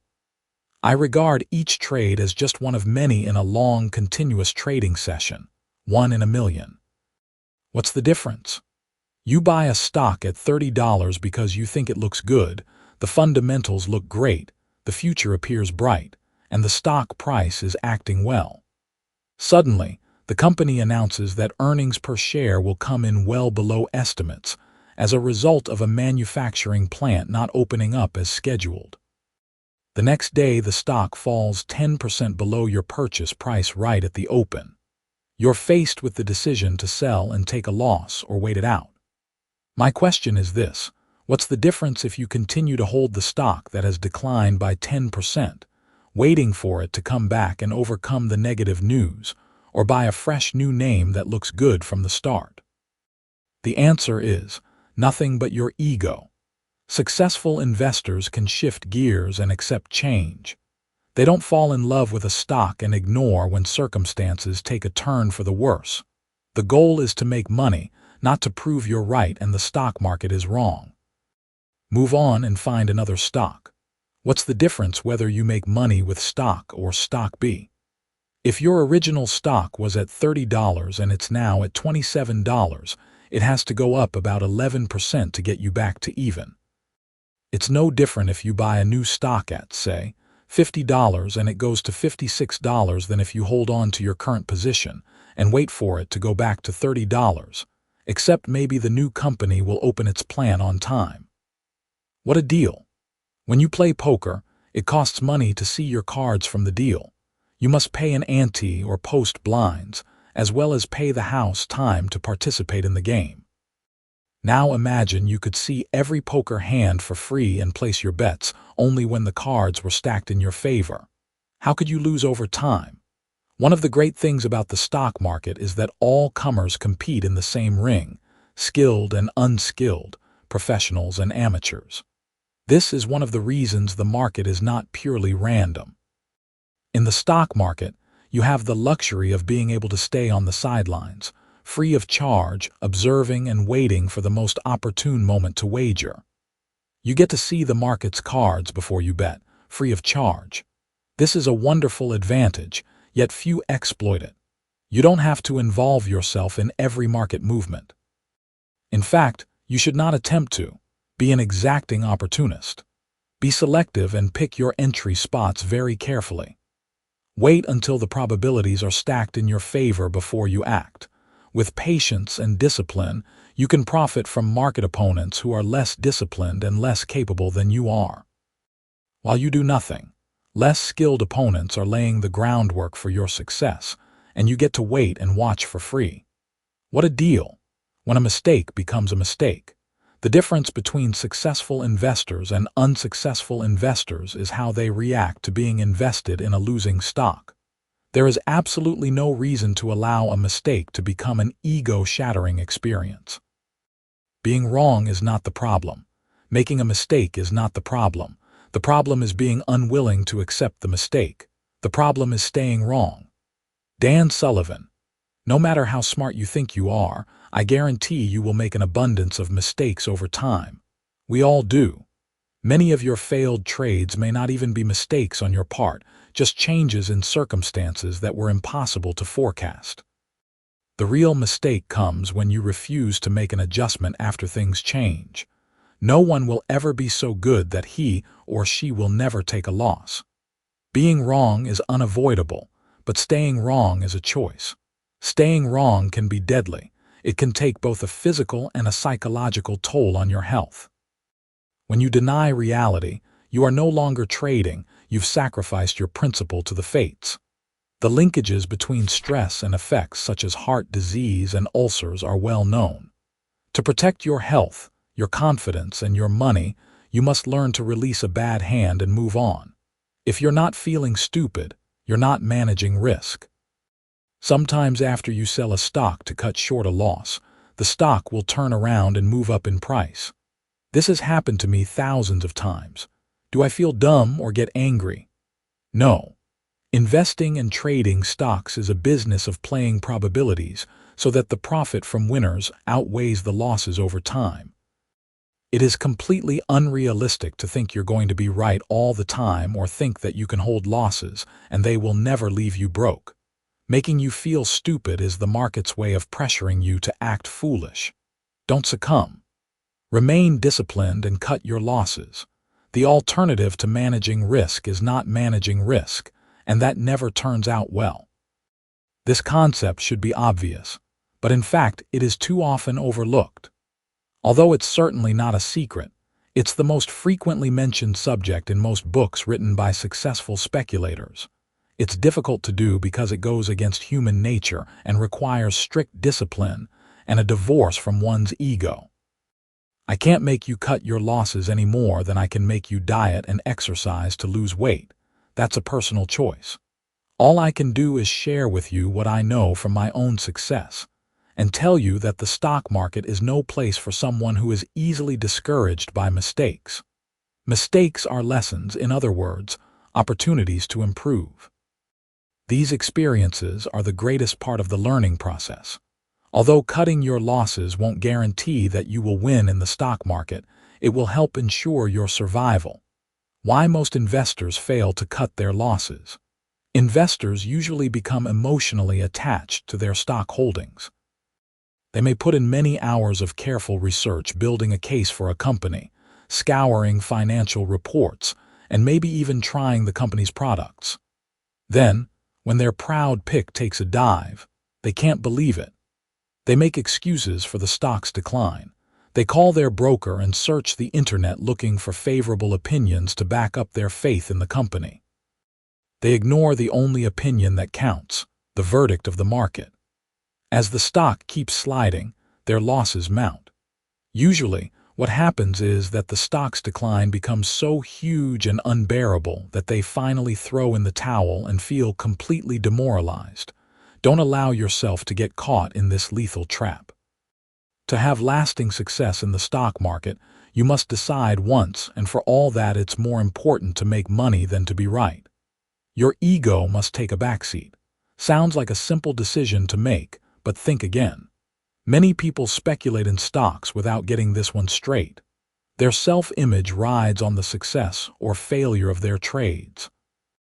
As a result, they make excuses for obvious losers rather than admit mistakes. Ultimately, the success of cutting losses rests on your ability to remove emotion, hope, fear, pride, excitement, and the like, from your investment decisions, at least to the point where it doesn't override good judgment. Most investors fall into psychological traps. Feelings of hope and greed confuse their decisions to sell their stock holdings at a loss, or for that matter, at a profit. They find it difficult to sell, and so they rationalize a losing position. They convince themselves that they haven't taken the loss until they sell it. Losses are a part of trading and investing. If you are not prepared to deal with them, then prepare to eventually lose a lot of money. As you can see, I devoted 2 chapters to risk management.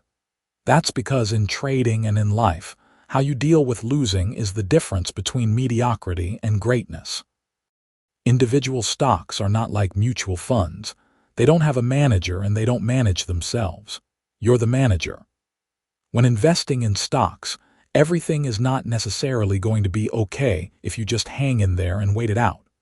For a speculator, small losses are simply the cost of doing business, just as marked down merchandise is to a retail store operator. A good retail merchant doesn't hang on to dead merchandise, hoping a particular style or product will come back in vogue a year later. If he's smart, he marks it down, gets it off the shelf as quickly as possible, and then looks to restock the shelves with something that everyone wants to buy. Chapter 13. Risk Management. Part 2. How to Deal with and Control Risk. I have 2 basic rules about winning in trading as well as in life. 1. If you don't bet, you can't win. 2. If you lose all your chips, you can't bet. Larry Hite. For 3 decades, enjoying 8 bull markets and enduring 8 bear markets, I have traded stocks. I have accumulated my personal wealth almost exclusively through stock speculation. After learning the hard lessons of experience, I have been fortunate to relish consistent success, preserving not only my original starting capital but the bulk of the gains. How will you do the same thing? In other words, how will you endure the test of time, not only winning during bull markets but preserving your gains in bear markets? The secret is neither hidden nor really a secret. The key is risk management. Risk is the possibility of loss. When you own a stock, there is always the possibility of a price decline. As long as you are invested in the stock market, you are at risk. The goal with stock trading is to make money consistently by taking trades that have more reward potential than risk. The problem for most investors, however, is that they focus too much on the reward side and not enough on the risk side. Simple as this sounds, few will follow the advice I'm about to impart to you. In the stock market, everyone's goal is to make money. To win in an environment where everyone has the same objective, you must do the things that most investors are consciously unwilling or subconsciously unable to do. If you succeed, when you look back on your career, you will see that an instrumental difference between you and them was discipline. Over time, I have learned that investors don't lose money or fail to achieve super performance because of bear markets or economic hazards, but because of mental hazards, the types of personal failings that cause you to say to yourself in retrospect, "Why didn't I sell that stock when I was only down 10%? As you're sitting there down 30 or 40%, suddenly, a 10% loss doesn't look so bad. Does the following sound familiar? You bought a stock at $35 a share and were reluctant to sell it at $32. The stock then sank to $26, and you would have been delighted to sell it at the original price of $35. When the stock then sank to $16, you asked yourself, "Why didn't I sell it at $26 or even $32 when I had the chance to get out with a small loss?" The reason investors get into this situation is that they lack a sound plan for dealing with risk and allow their egos to get involved. A sound plan takes implementation, which takes discipline. That part I cannot do for you, but what I can do is teach you how to do it. Develop lifestyle habits. The difference between mediocrity and greatness lies in the fundamental belief that discipline is not merely a principle of trading but a principle of greatness. Managing risk requires discipline. Sticking to your strategy requires discipline. Even if you have a sensible plan, if you lack discipline, emotions will creep into your trading and wreak havoc. Discipline leads to habit. They can be good habits or bad ones. It's a matter of what you discipline yourself to do over time. Like most people, when you get up each morning, you brush your teeth, right?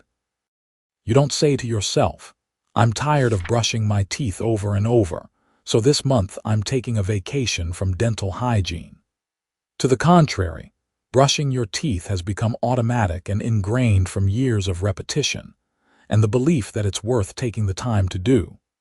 This same type of psychological conditioning applies to such things as exercising and eating healthy, which are lifestyle habits that some people choose to make priorities in their daily lives. If you manage your portfolio with your emotions and without discipline, prepare for a volatile, exhausting ride, probably without anything worthwhile to show for your efforts in the end. Good trading is boring. Bad trading is exciting and makes the hair on the back of your neck stand up. You can be a bored, rich trader or a thrill-seeking gambler. It's entirely your choice. With intelligent, repetitive work, you can cultivate successful trading habits. Making a habit of doing the things that produce positive results is worthwhile, but it requires the principle of greatness, discipline. Contingency planning. Success is never final. Winston Churchill. In the stock market and in life, risk is unavoidable. The best anyone can do is to manage risk through sensible planning. The only way to control risk when investing in stocks is through how much we buy and sell, when we buy and sell, and how we prepare for as many potential events as possible. As a stock market investor, you must learn to sell for your own protection because you have no control over the forces that move stock prices. Your goal is not risk avoidance but risk management, to mitigate risk and have a significant degree of control over the possibility and amount of loss. I don't like to leave anything to chance in my trading. If I go into a casino and play blackjack, I know what the odds are, and if I feel like taking a chance, that's the best I can hope for. But I don't gamble with stock trading, which would be rolling the dice with my livelihood and my security. The best way to ensure stock market success is to have contingency plans and continuously update them as you learn and encounter new scenarios. Your goal should be to trade without hassles and surprises. To do that, you need to develop a dependable way to handle virtually every situation that is thrown at you. Having things thought out in advance is paramount to managing risk effectively. The mark of a professional is proper preparation. To execute, you must be prepared. Before I invest, I have already worked out in advance responses to virtually any conceivable development that may take place. I can't think of an event that I'm not prepared for. If and when new circumstances present themselves, I add them to my contingency plans. As new unexpected issues present themselves, the contingency plan playbook is expanded. By implementing contingency planning in advance, you can take swift, decisive action the instant one of your positions changes its behavior or is hit with an unexpected event. You should also be prepared to deal with profits when they come to fruition. Before the open of each trading day, mentally rehearse how you will handle each position based on whatever could potentially unfold during that day. Then, when the market opens for trading, there will be no surprises. You already know how you will respond. You should run your portfolio the way an airline pilot operates a 747 jumbo jet. To ensure the safe passage of the flight, the pilot has advanced plans for every possible contingency: engine failure, severe weather conditions, hydraulic malfunction, and hundreds of other mechanical or electronic problems. The pilot has considered possibilities ranging from an electrical storm to trouble with one of the passengers. When a problem occurs, there is no debate or delay. For every eventuality, the pilot has a procedure or countermeasure. This comes from training and preparation. When we're not prepared, we're vulnerable. September 11, 2001 was a grim reminder of the importance of proper preparation. As a result, cockpit doors are now fortified, and the Sky Marshal program put into place during the 1960s has been expanded. Some pilots are even armed. Learning from our past mistakes and being properly prepared allow for safer travel and for safer investing as well. I have the following 4 basic contingency plans for my stock trading. The initial stop loss. Before buying a stock, I establish in advance a maximum stop loss, the price at which I will exit the position if it moves against me. The moment the price hits the stop loss, I sell the position without hesitation. Once I'm out of the stock, I can evaluate the situation with a clear head. The initial stop loss is most relevant in the early stages of a position. Once a stock advances, the sell point should be raised to protect your profit with the use of a trailing stop or backstop. The re-entry. Some stocks set up constructively and may even emerge from a promising base and attract buyers, but then quickly undergo a correction or sharp pullback that stops you out. This tends to occur when the market is experiencing general weakness or high volatility. However, a stock with strong fundamentals can reset after such a correction or pullback, forming a new base or a proper setup. This show of strength is a favorable sign. Often, the second setup is stronger than the first. The stock has fought its way back and along the way shaken out another batch of weak holders. If it breaks out of the second base on high volume, it can really take off.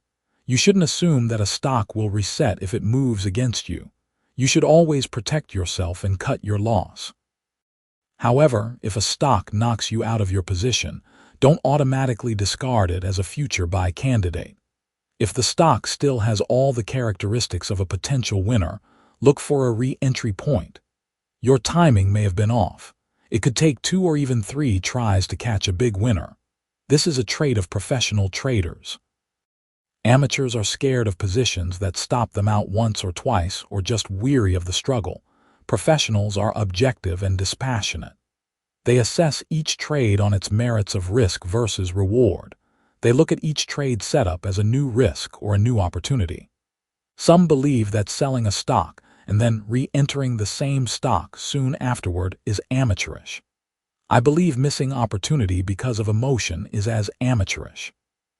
Managing risk with the use of stop losses, particularly in a whipsaw market, can sometimes give a trader the feeling of chasing one's tail. Recognize the feelings of frustration and then remind yourself not to let ego override good risk management. So you got it wrong the first time, big deal. So you got it wrong the second time, clever fish. Laugh and keep your rod and reel ready. It's the long-term results that count. Some of my best trades were in stocks that previously stopped me out several times and then reset, selling at a profit. Once a stock amasses a percentage gain that is a multiple of your stop loss, you should rarely allow that position to turn into a loss. For instance, let's say your stop loss is set at 7%. If you have a 20% gain in a stock, you shouldn't allow that position to give up all that profit and produce a loss. To guard against that, you could move up your stop loss to break-even or trail a stop to lock in the majority of the gain.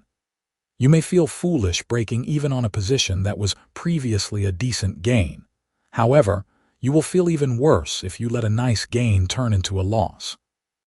At some point, you have to close out a trade. There are 2 ways you can sell into strength, which means cashing out shares while the share price is rising.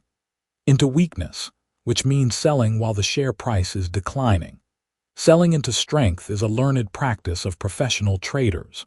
It's important to recognize when a stock is running up rapidly and may be exhausting itself. You can unload your position easily when buyers are plentiful. Or you could sell into the first signs of weakness immediately after such a price run has broken down. You need to have a plan for both selling into strength and selling into weakness. The disaster plan. The fourth contingency may not be one you run into often. However, it's one that can save your portfolio and protect all your hard work. It would be a shame to see years of work building up your account trade by trade compromised by a random black swan simply because you were ill prepared. The disaster plan could turn out to be the most important part of your contingency planning. In fact, that's probably a safe bet. The disaster plan deals with such issues as what to do if your internet connection goes down or your power fails. Do you have a backup system? What will your response be if you wake up and learn that the stock you bought yesterday is set to gap down huge because the company is being investigated by the Securities and Exchange Commission, and the CEO has skipped the country with embezzled funds? What will you do? The importance contingency planning plays is that it enables you to make good decisions when you're under fire, when you need it the most. To survive in the stock market over the long term, I run my portfolio as if something really bad were going to happen every day. I am always prepared for the worst-case scenario. Contingency planning allows you to have a psychological strategy that is as robust as your trading strategy, as well as a trading strategy that has built-in responses to potential situations that could, if you are not prepared, lead to competing thoughts at the precise time you need to implement instant, unbiased action. Contingency planning is an ongoing process. As you experience new problems, a procedure should be created to deal with them, which then becomes part of your contingency plans. You're never going to have all the answers, but you can cover most of the bases to the point where your reward outweighs your risk, and that's the key.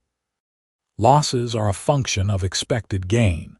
Speculation is nothing more than anticipating coming movements. In order to anticipate correctly, one must have a definite basis for that anticipation. Jesse Livermore.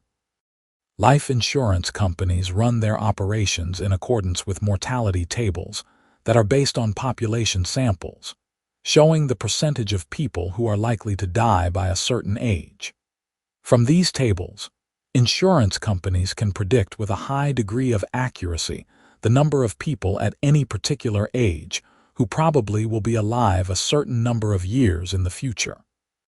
Although they cannot tell a particular person how long he or she will live, just as we don't know if the next trade will be successful, the average can be estimated with enough accuracy to set premium levels accurately. By setting premiums correctly, insurance companies can assure themselves of having enough money in any year to cover the payments to beneficiaries and the cost of doing business and secure a decent profit. Just as an insurance company utilizes mortality tables, you can use a similar method for your trading as I have done for mine for many years. You have no control over how much a stock goes up, but you can, however, control the amount you lose on each trade. You should base that amount of loss on the average mortality of your gains. This is similar to the insurance company having control over how much it charges in premiums, which are a direct function of the mortality tables. Similarly, your losses are a direct function of the mortality tables of your gains and where they tend to expire on average. To make money consistently, you need a positive mathematical expectation for return. You need an edge. That is, your reward/risk ratio must be greater than 1-to-1 net of costs. To achieve this, your losses obviously need to be contained on average to a level lower than that of your gains. During my 30 years trading tens of thousands of stocks, I have been correct on winning trades only about 50% of the time. I'm wrong just as often as I'm right as far as wins and losses go. However, though the losses may be the same or at times even greater in number, the dollar amounts the profitable trades have been much larger than the losses on average. Imagine, being wrong just as often as being right allowed me to amass a fortune. This is because I follow a very important rule: always keep your risk at a level that is less than that of your average gain. At what point should you cut a loss? As I've just discussed, The level at which a trader should cut his losses is not arbitrary. Loss cutting is a function of expected gain. The more accurately you can predict the level of gain and the frequency at which you can expect it to occur, the easier it is to arrive at where you should be cutting your losses. Your maximum stop loss depends both on your batting average percentage of profitable trades and on your average profit per trade, expected gain. Let's assume that a trader is profitable on 50% of his trades. Therefore, he must on average make at least as much as he loses to break even over time. Although going forward these numbers can only be based on assumption, it's the average gain from your actual trades that's the key number. After you have calculated these numbers, you will be able to get a much clearer picture of where you should be cutting your losses. A rule of thumb could be to cut your losses at a level of 1/2 of your average gain.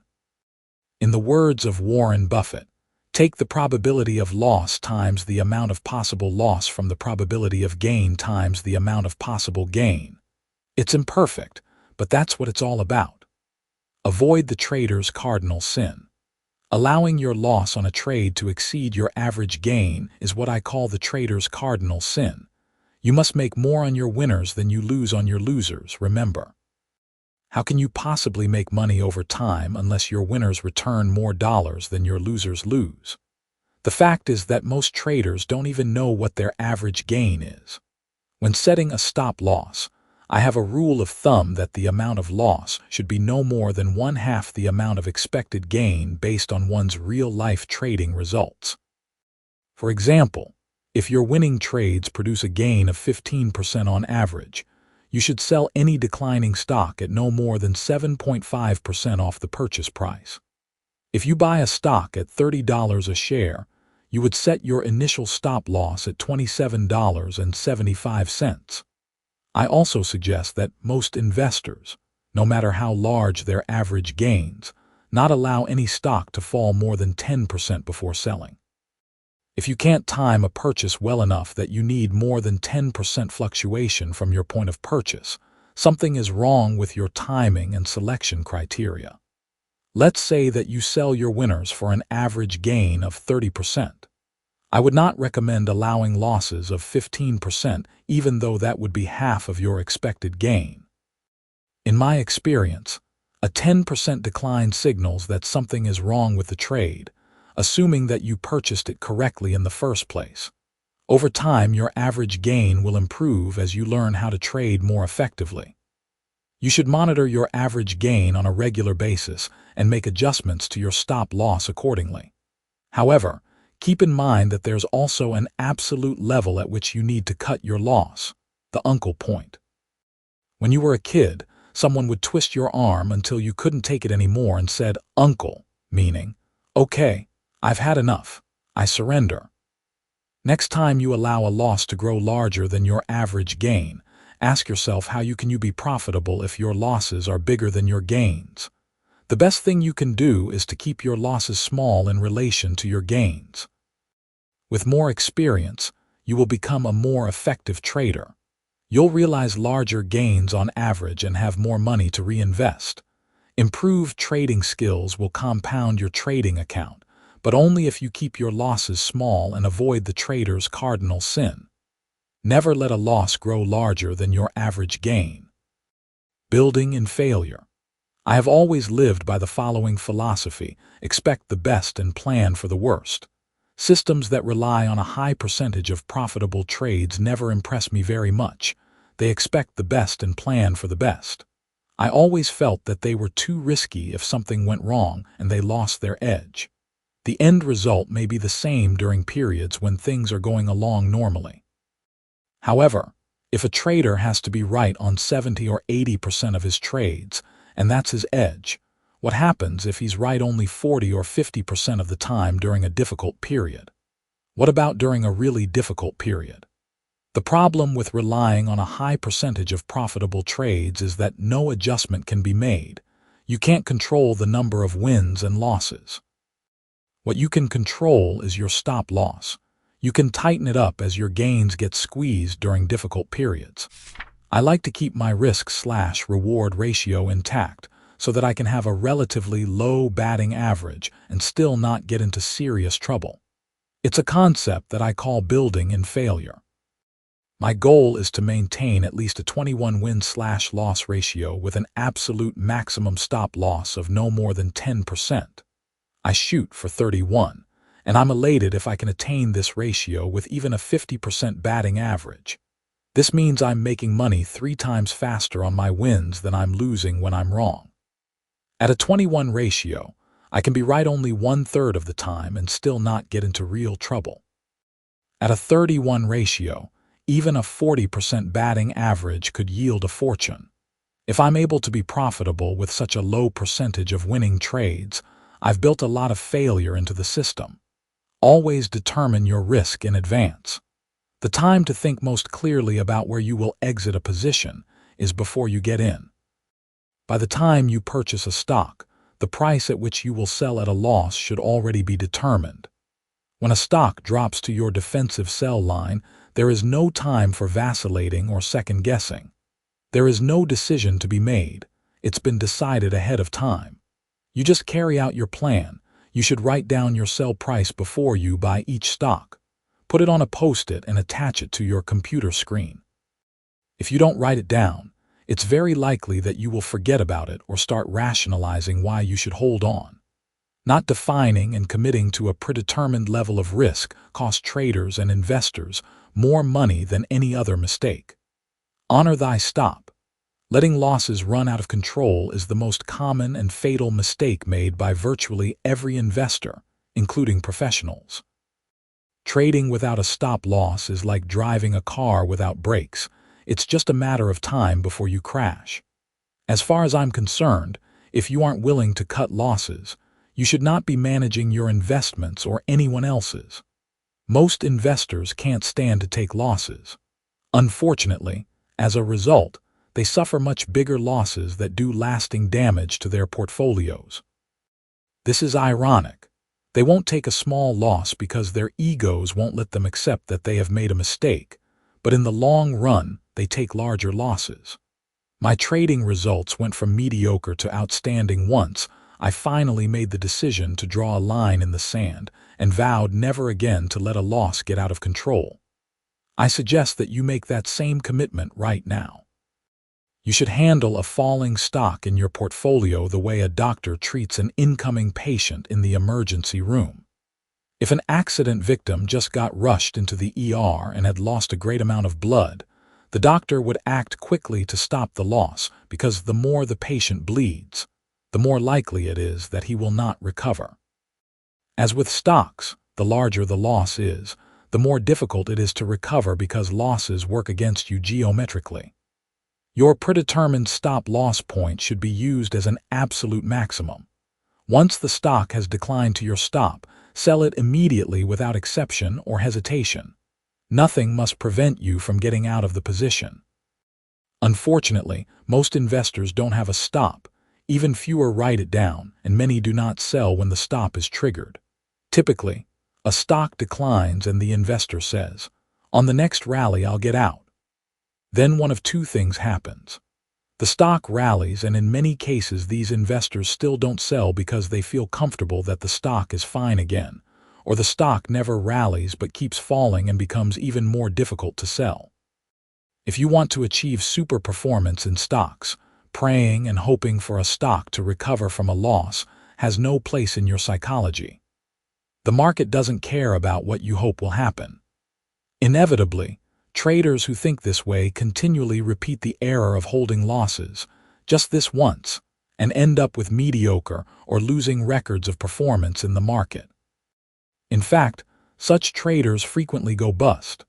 Concentrate on your plan and stick to your rules. The money will come as a result of sticking to your discipline and maintaining a positive reward/risk ratio. Handling stop-loss slippage.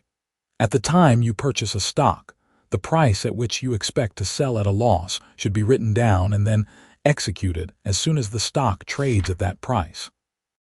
At this decisive moment, you execute the trade as quickly as you can. Sooner or later, however, one of your stocks will dive under your sell price before you can react. This is called slippage. My advice is to get out immediately. Take whatever the next bid price is. Such a hard falling stock is sending a warning. One money manager I know badly mishandled this type of scenario with a large position. A stock dropped quickly on news and shot well below her predetermined sell price. She was quickly down 15% on the position. She called me and asked my opinion. Of course, I told her I would have already sold if the stock had gone through my stop loss. She instructed her portfolio manager to wait for the stock to come back and then sell when they were down only 5%. The stock never came back.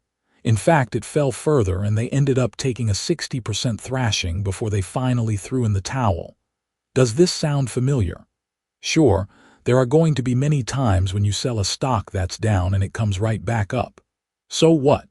Stop-loss protection is about protecting yourself from a major setback or, worse, devastation. It has nothing to do with being right all the time or getting the high or low price. Success in the stock market has nothing to do with hope or luck. Winning stock traders have rules and a well-thought-out plan. Conversely, losers lack rules, and if they have rules, they don't stick to them for very long, they deviate. The old adage holds true: your first loss is your best loss. How to handle a losing streak. A losing streak usually means it's time for an assessment. If you find yourself getting stopped out of your positions over and over, there can only be two things wrong. 1. Your stock selection criteria are flawed. 2. The general market environment is hostile. Broad losses across your portfolio after a winning record could signal an approaching correction in a bull market or the advent of a bear market. Leading stocks often break down before the general market declines. If you're using sound criteria with regard to fundamentals and timing, your stock picks should work for you. But if the market is entering a correction or a bear market, even good selection criteria can show poor results. It's not time to buy, it's time to sell or even possibly go short. Keep yourself in tune with your portfolio, and when you start experiencing abnormal behavior, watch out. Geese Livermore said, "I'm never afraid of normal behavior but abnormal behavior." If you're experiencing a heavy number of losses in a strong market, maybe your timing is off. Perhaps your stock selection criteria are missing a key factor. If you experience an abnormal losing streak, first scale down your exposure. Don't try to trade larger to recoup your losses fast. That can lead to much bigger losses. Instead, cut down your position sizes. For example, if you normally trade 5,000 share lots, trade 2,000 shares. If you continue to have trouble, cut back again, maybe to 1,000 shares. If it continues, cut back again. When your trading plan is working well, do the opposite and pyramid back up. Following this strategy will help keep you from trading yourself into the ground when things turn sour, which they definitely will at some point. When you take a large loss or get hit repeatedly, there's a tendency to get angry and try to get it back quickly by trading larger. This is a major mistake many traders make and is the complete opposite of what should be done. Don't do it. Trade smaller, not bigger. If you keep trading the same size over and over, even making small mistakes can lead to a death by 1,000 cuts. Instead, scale back your trading size and raise the cash position in your portfolio, a practice that will guarantee disaster. It would be bad enough to sit and watch your wealth disappear and do nothing to protect yourself by not using a stop loss, but it is even worse to put more money into a losing investment. Throwing good money after bad is one of the quickest ways to the poorhouse. This is called averaging down. Brokers often talk their clients into buying more shares of a stock that shows a loss in an effort to sell more stock or rationalize the poor recommendations they made in the first place. They tell the client that it will lower their cost basis. If you liked it at $50, you're going to love it at $40, right? Double up at $40 and your average price is now $45. Wow, what a deal! You now own twice the amount of stock and you've doubled your risk. Your loss is still the same. You didn't gain anything except maybe a double-size loss if the stock keeps sliding. How about buying at $30, then $20, and then $10. How ridiculous. There is no shame in losing money on a stock trade, but to hold on to a loss and let it get bigger and bigger, or, even worse, to buy more is amateurish and self-destructive. High-growth stocks that fall in value after you purchase them at a correct buy point do not become more attractive. They become less attractive. The more they fall, the less attractive they are. The fact that a stock is not responding positively is a red flag that the market is ignoring the stock. Perception is not going in your direction. Maybe the general market is headed into a correction or, even worse, a major bear market. For many investors, it's tempting to buy a pullback because you feel you're getting a bargain compared with where the stock was trading previously. However, averaging down is for losers, plain and simple. If this is the type of advice you're getting, I suggest you get a new broker or advisor. This is simply the worst possible advice you can receive. Remember that only losers average losers. Learn to pace yourself. When I come out of a 100% cash position, generally after a bear market or intermediate-term correction, I rarely jump right in with both feet. I think of each trading year as the opener of a 12-inning game. There's plenty of time to reach my goal. Early on, I take it slow with my main focus on avoiding major errors and finding the market's theme. This is like an athlete warming up and assessing the competitive environment. Themes can come in the form of how prices are acting in general, industry group leadership, overall market tone, and economic and political influences. I try to establish a rhythm and set my pace during this time. Like a golfer who has found his swing groove, once I find a theme and establish my trading rhythm, then and only then do I step up my exposure significantly. I wait patiently for the right opportunity while guarding my account. When the opportunity presents itself with the least chance of loss, I'm ready to strike. Patience is the key. My goal is to trade effortlessly. If your trading is causing you difficulty or stress, something is wrong with your criteria or timing, or you're trading too large. To trade with ease, you must learn to wait patiently until the wind is at your back. If you were going sailing, you wouldn't go out on a dead calm and sit there floating in the water all day waiting for the wind to pick up. Why not just wait for a breezy day to set sail? Build on success. I view the objectives in trading as a three-tiered hierarchy. First and foremost is the preservation of capital. When I first look at a trade, I don't ask, what is the potential profit I can realize? But rather, what is the potential loss I could suffer? Second, I strive for consistent profitability by balancing my risk relative to the accumulated profits or losses. Consistency is far more important than making lots of money. Third, insofar as I'm successful in the first two goals, I attempt to achieve superior returns. I do this by increasing my bet size after, and only after, periods of high profitability. In other words, if I've had a particularly profitable recent period, I may try to pyramid my gains by placing a larger bet size, assuming, of course, the right situation presents itself. The key to building wealth is to preserve capital and wait patiently for the right opportunity to make extraordinary gains. Victor Sperandeo. To make big money in the stock market, you do not have to make all or nothing decisions. Stock trading is not an on-off business. Moving from cash into equities should be incremental. As emerging stocks multiply on your watch list, and the market tries to rally off its apparent lows, the time will come to test the water with real money. Prudence is the order of the day here. You should start off with pilot buys by initiating smaller positions than normal. If they work out, larger positions should be added to the portfolio soon thereafter. This toe-in-the-water approach helps keep you out of trouble and building on your successes. If you're not profitable at 25% or 50% invested, why move up to 75% or 100% invested or use margin? Wait for confirmation and require that at least a few trades work out before getting more aggressive. Conversely, if your trades are not working as expected, cut back. There's no intelligent reason to increase your trading size if your positions are showing losses. By pyramiding up when you're trading well and tapering off when you're trading poorly, you trade your largest when trading your best and trade your smallest when trading your worst. This is how you make big money as well as protect yourself from disaster.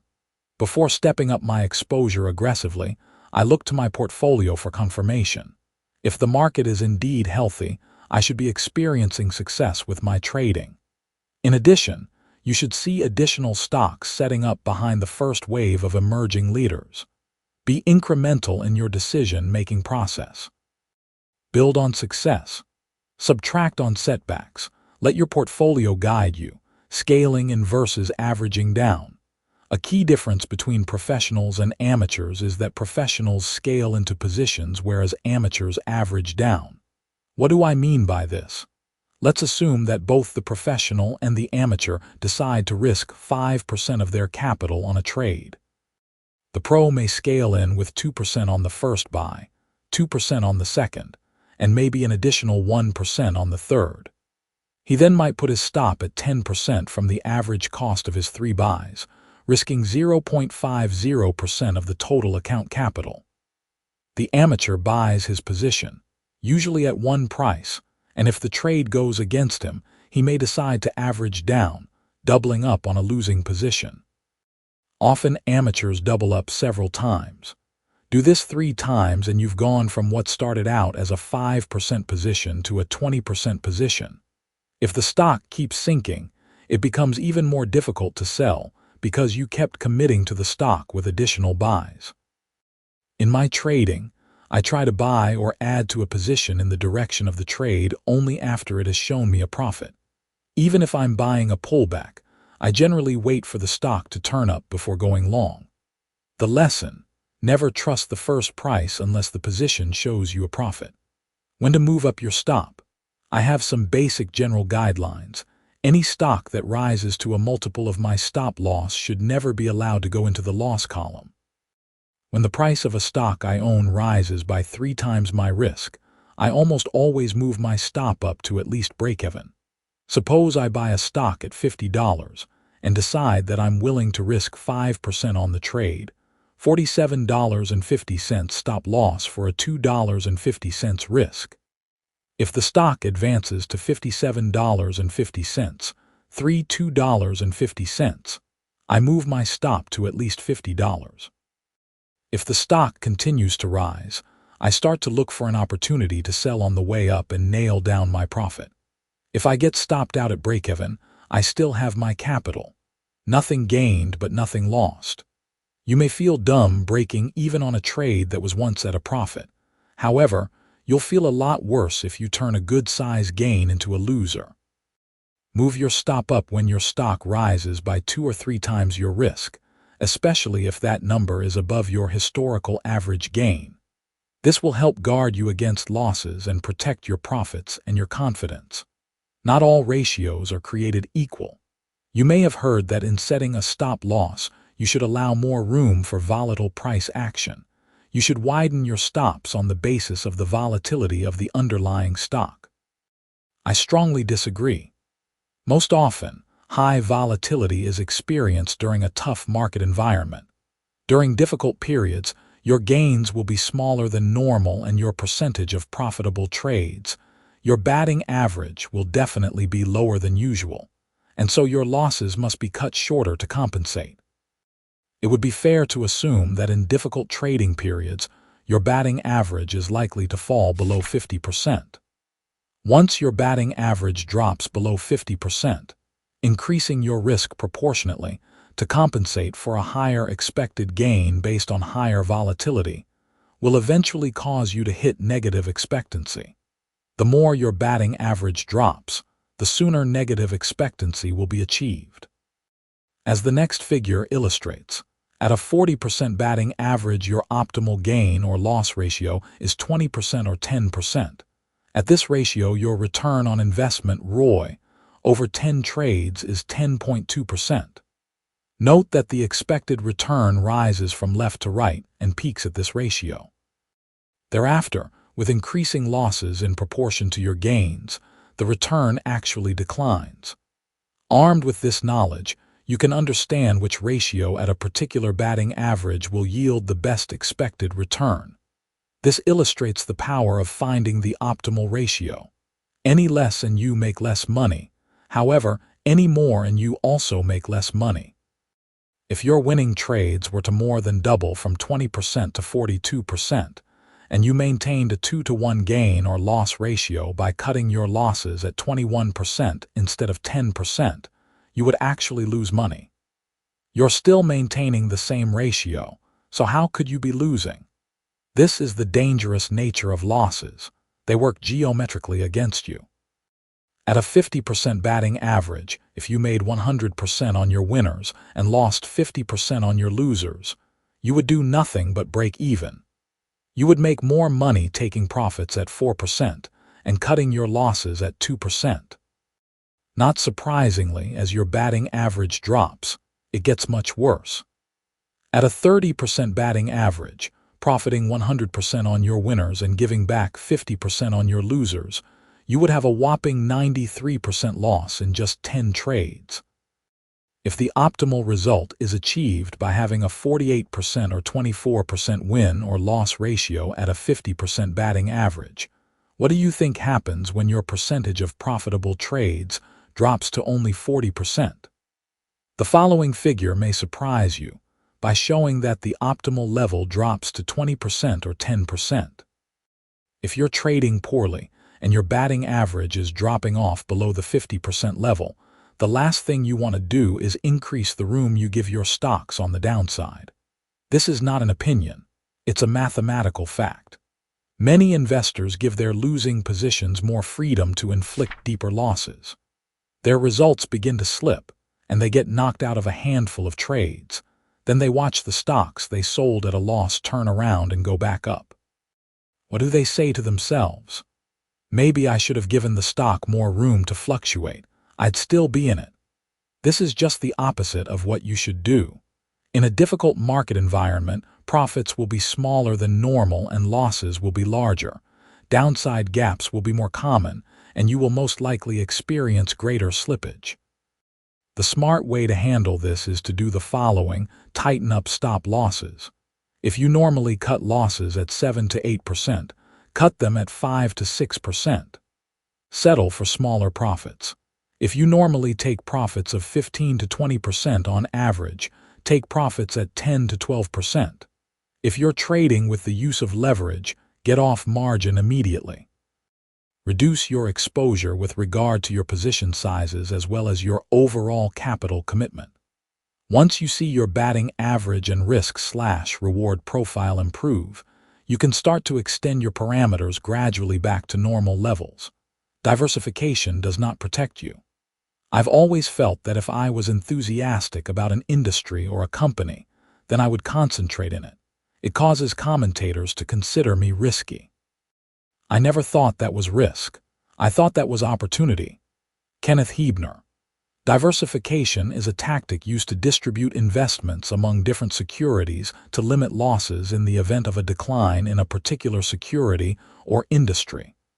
The strategy relies on the average security having a profitable expected value. Diversification also provides some psychological benefits to single instrument trading, since some of the short-term variation in one instrument may cancel out that from another instrument, resulting in an overall smoothing of short-term portfolio volatility. You will never achieve superperformance if you overly diversify and rely on diversification for protection. During a bear market, almost all stocks will go down. By having your money spread all over the place, you accomplish three things. 1. Inability to follow each company closely and know everything you should know about the investments. 2. Inability to reduce your portfolio exposure quickly when needed. 3. A smoothing effect that will ensure average results. Depending on the size of your portfolio and your risk tolerance, you should typically have between 4 and 6 stocks, and for large portfolios maybe as many as 10 or 12 stocks. This will provide sufficient diversification but not too much. You should not hold more than 20 positions, which would represent a 5% position size if they were equally weighted. All during my trading career, I've heard over and over, you have to be diversified. If Ken Hebner of CGM Funds can move around billions of dollars in just 20 names and still manage to beat the market, a personal portfolio can surely be managed sufficiently with a maximum of 10 to 20 stocks. If you're a true 2-to-1 trader, mathematically your optimal position size should be 25%, for stocks divided equally. As a result, a stock that is a big winner will make a real contribution to your portfolio. In keeping track of 4, 5, or 6 companies, it is much easier to know a lot about each name than it is to follow and track 15 or 20 companies. If you're holding many positions, it's going to be difficult to raise cash and move quickly when the market turns against you. Instead of spreading yourself all over the place in a feeble attempt to mitigate risk through diversification, concentrate your capital in the very best stocks, a relatively small group, that have exciting things going on. Watch your stocks carefully and be prepared to move if things take a turn for the worse. In my career, I have had many periods in which I put my entire account in just 4 names. This, of course, corresponds with some of my most profitable periods. Yes, there is risk, but you can mitigate that risk with the use of a sound methodology. In the words of Warren Buffett, risk comes from not knowing what you're doing. If you are strict with your selection criteria and demand the best for your portfolio, it should be difficult to find a lot of names that are worthy to be included among your elite group. Bottom line, diversification does not protect you from losses. My walking barefoot in 4 feet of snow story. At some time in your life, you've heard a story like this, probably from your parents or grandparents, how they had to walk barefoot 6 miles uphill each way to school in 4 feet of snow, carrying their brother on their back. Well, I'm going to leave you with my own in my day story. When I started trading in the 1980s, I had no quotes, no charts, and no research tools to speak of. There was no such thing as an internet connection, at least one that I could connect to. No online trading, and no level Roman II system for the average trader to find out where the market was. All I had was closing prices printed in the newspaper each day and some graph paper to hand plot charts. Making matters worse, stock commissions were extremely high, more than $100 per trade versus $5 or $10 today. Even when discount commissions were introduced, they were still around $60 per side. At the time, however, that seemed like quite a bargain. Finding out where the market was at any particular moment was just about impossible for a small-time trader like me in those days. I had to be resourceful and a little audacious to make up for the tools I didn't have. When commissions finally came down to a reasonable level, I opened a trading account at a local discount brokerage house. That brokerage office offered a very useful feature, a stock quote machine in the lobby. These were not streaming real-time quotes, but rather snap quotes that you could pull up static one stock at a time. The machine was meant to be a courtesy for customers who stopped by the brokerage office and didn't invite frequent use. The computer terminal sat on a table without a chair. The message was clear: look once and move on. That, however, did not discourage me. I stood outside that branch office every trading day, rain or shine, reading the newspaper. Then I'd go in every 10 minutes or so to check the quotes. Sometimes I'd take a break across the street for a hot dog or a soda. Otherwise, I didn't leave my spot for the entire 6.5-hour trading day. How else could I know where the market was? Eventually, I purchased a computer to get market data, but there was no internet trading in those days. No point-and-click 2-second execution the way there is today. In those days, I made my money by picking up the phone and paying hefty commissions. When people tell me that trading today is too difficult, that the market is too complex and the pros have all the edge, it makes me chuckle. It's a much more level playing field today between the amateurs and the professionals. Even casual investors have tools at their disposal, from online trade execution to free charts, that I couldn't imagine in the old days. Today, You have the equivalent of a fully equipped F-16 fighter jet at your fingertips. Don't say the deck is stacked against you, retail players can't win, or only the professionals make money in the market. These are simply excuses. I dropped out of school at age 15 with virtually no money and no education. If I could make big money in the stock market, think about how well you can do. There is no reason you shouldn't be able to achieve far more than I have. I've always felt that smart people learn from their mistakes, but really smart people learn from other people's mistakes. I have tried to follow this philosophy by carefully studying the great traders and innovative thinkers of our time. I have made my share of mistakes and have learned the hard lessons. In this book, I have presented to you a sound plan that is based on my experience. It's now up to you to execute it and stick to the discipline. If you do, it will be well worth it. Best wishes. Thank you for listening to this audiobook. We truly appreciate your time and support. If you enjoyed the content, don't forget to subscribe to the channel, like this video, and share it with others who may also benefit from it. Your support helps us bring more great audiobooks and learning resources to you.